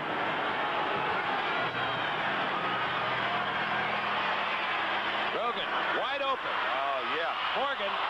And Morgan is down inside the 15-yard line. They'll mark it just short of the 15. Grogan again quickly to use a timeout. Up and down the field. Frank, they have to play the Rams. Shula pulled another patented Shula miracle with what he did to the Rams yesterday. We're going to have to break for a commercial, but I've got to tell you what Bum Phillips said when somebody asked him about Shula. We'll be back. Kenny Burrow there. We told you earlier he suffered a broken wrist in the first half. Kenny Burrow, the leading receiver for the Oilers for the past 6 years, struck by tough luck here this season. Awfully nice 7 games with a bad knee. Came back last week and a broken wrist this week. Let me quickly finish the story about Shula as you look at Bum Phillips. Somebody asked about Shula. He said, well, I'll tell you about Shula. He can take Hizen and beat Yoren. And then he can take Yoren and beat Hizen, which is his way of saying Shula's a great coach. He's a good man. Humorous man. Keeps this game in perspective. On 1st and 10. Grogan fires complete to Russ Francis. Touchdown with 1:13 remaining on the clock. Why not? And hang around for your basic onside kick. This man really is a remarkable tight end, Russ Francis. I tell you, I can't get over that man. Also a good throw. You see this time he gets some protection, does take a little step back up into the inside, but just throws it up high and wide. There's Vernon Perry coming in again 1 step late. Francis had worked his way inside. Ball was thrown in there in good shape. And we're back to 4 points. John Smith. Or 5 points. Let's see if it's 4. It's 4 points. And it's good. But remember, a field goal will not do it. 38-34, the Oilers, 1:13 remaining in the game. 1 timeout remains for New England. Russ Francis, who troubled quite a bit last year, missed 4 games with injuries, pulled together once again, and he will never admit a football game is over. Time might run out on him on a rare occasion or two. But he went over, talked to his kickoff teammates, and said, let's get it back, guys. I think that's a good indication of what kind of player he is. That's exactly what he did, Frank. Went out there and said, look, guys, come on. We're not out of this thing yet. Well, it's easy for him to say. So many little things. The pressure is on the rookie, Mike Hubach, 11th round draft pick out of Kansas. He's been doing the kicking off for New England. Sorry, Frank, the missed field goal didn't help them either. Of course, Houston has the sure-handed type players up right on the line of scrimmage. Now, the ball must travel 10 yards before New England can recover it. Once again, the Oiler fans have come to their feet.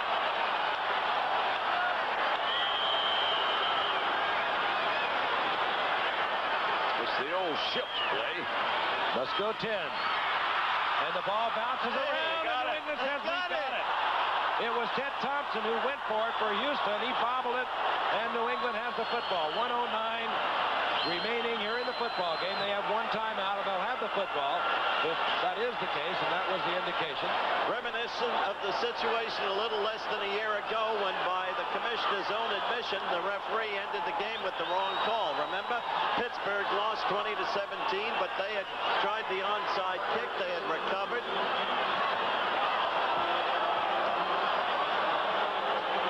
So Grogan comes back onto the field. Only this time it was called correctly, and we still have a little excitement. Ball at the 47-yard line, New England. Again, they just have the one timeout. They have 1:09. A field goal will not do it. That's it. Now you have the importance of that missed field goal.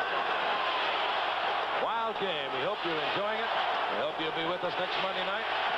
We'll have the Oakland Raiders in the Kingdome of Seattle against the Seahawks. Jim Plunkett and Jim Zorn. Out to the right goes Harold Jackson, number 29, top of your screen. Over the middle to Andy Johnson. He's down around the 43-yard line, and the Oilers, of course, slow getting up. But if the official determines they are delaying the game, they can stop the clock, which now indicates 51 seconds of moving. Second down. Grogan once again to the air. Kills the clock again with Andy Johnson stepping out of bounds near the 39-yard line. 42 seconds. What a finish. A little bit of excitement here. Just a touch. Just a touch is right. Crowd standing on their feet.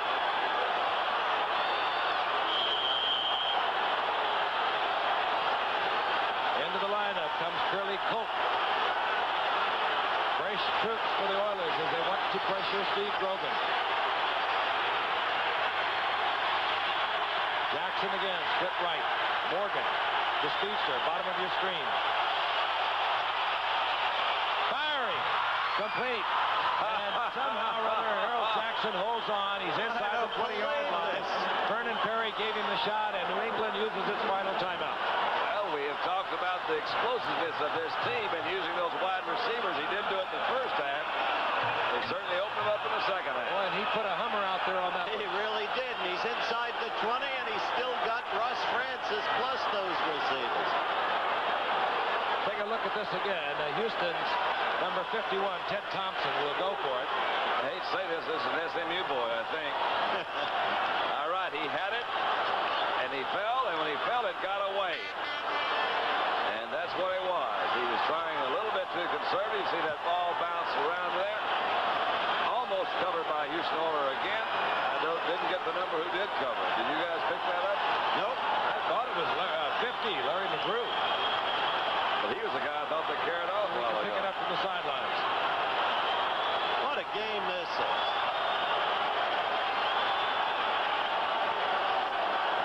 You see Kavanaugh there on the side in that discussion. Kavanaugh is the kind of game Bum. I think Bum has been to the barbershop this week. We can assume that. Watch Harold Jackson here on this last catch. Now, as long as he's been playing football, he knows he is going to get pounded. His whole concentration is hold the ball. And that's what he did. He went inside J.C. Wilson.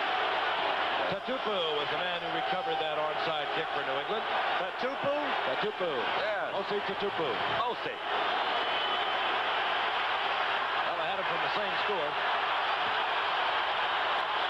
New England, no timeouts. Grogan, one of the end zone, and is picked off. Greg Stimrick, and that will end it for the Patriots. So suddenly, 2 intercepts in the late going for Stemrick, which tells you why Coach Campbell says he's my most solid guy.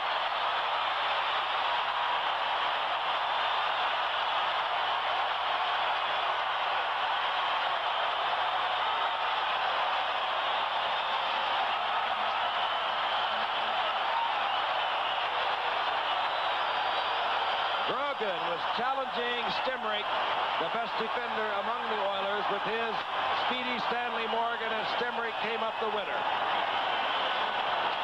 Stanley Morgan is the guy they're going to. Stemrick is with him, kind of step for step, has the inside precision. The ball was thrown to that inside. Really was just great defensive position by Stemrick. He never let Morgan have a shot at that ball. Closed him off from the inside. This will be final play of the game. New England cannot stop the clock. We want to thank Jerry Klein, our stats and research man, our spotter Steve Bazika.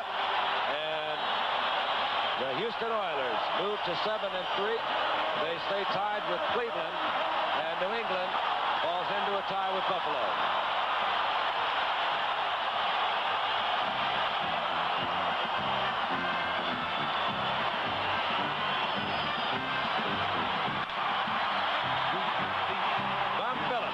Greeting Ron Earhart. They could meet again in the playoffs.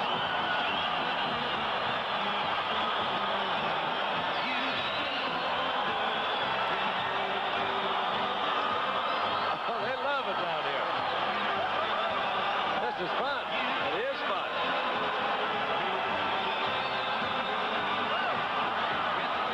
The final score, Houston 38. The Patriots 34. Be sure to stay tuned for ABC News Nightline 30 minutes after the game, 11:30 on the West Coast.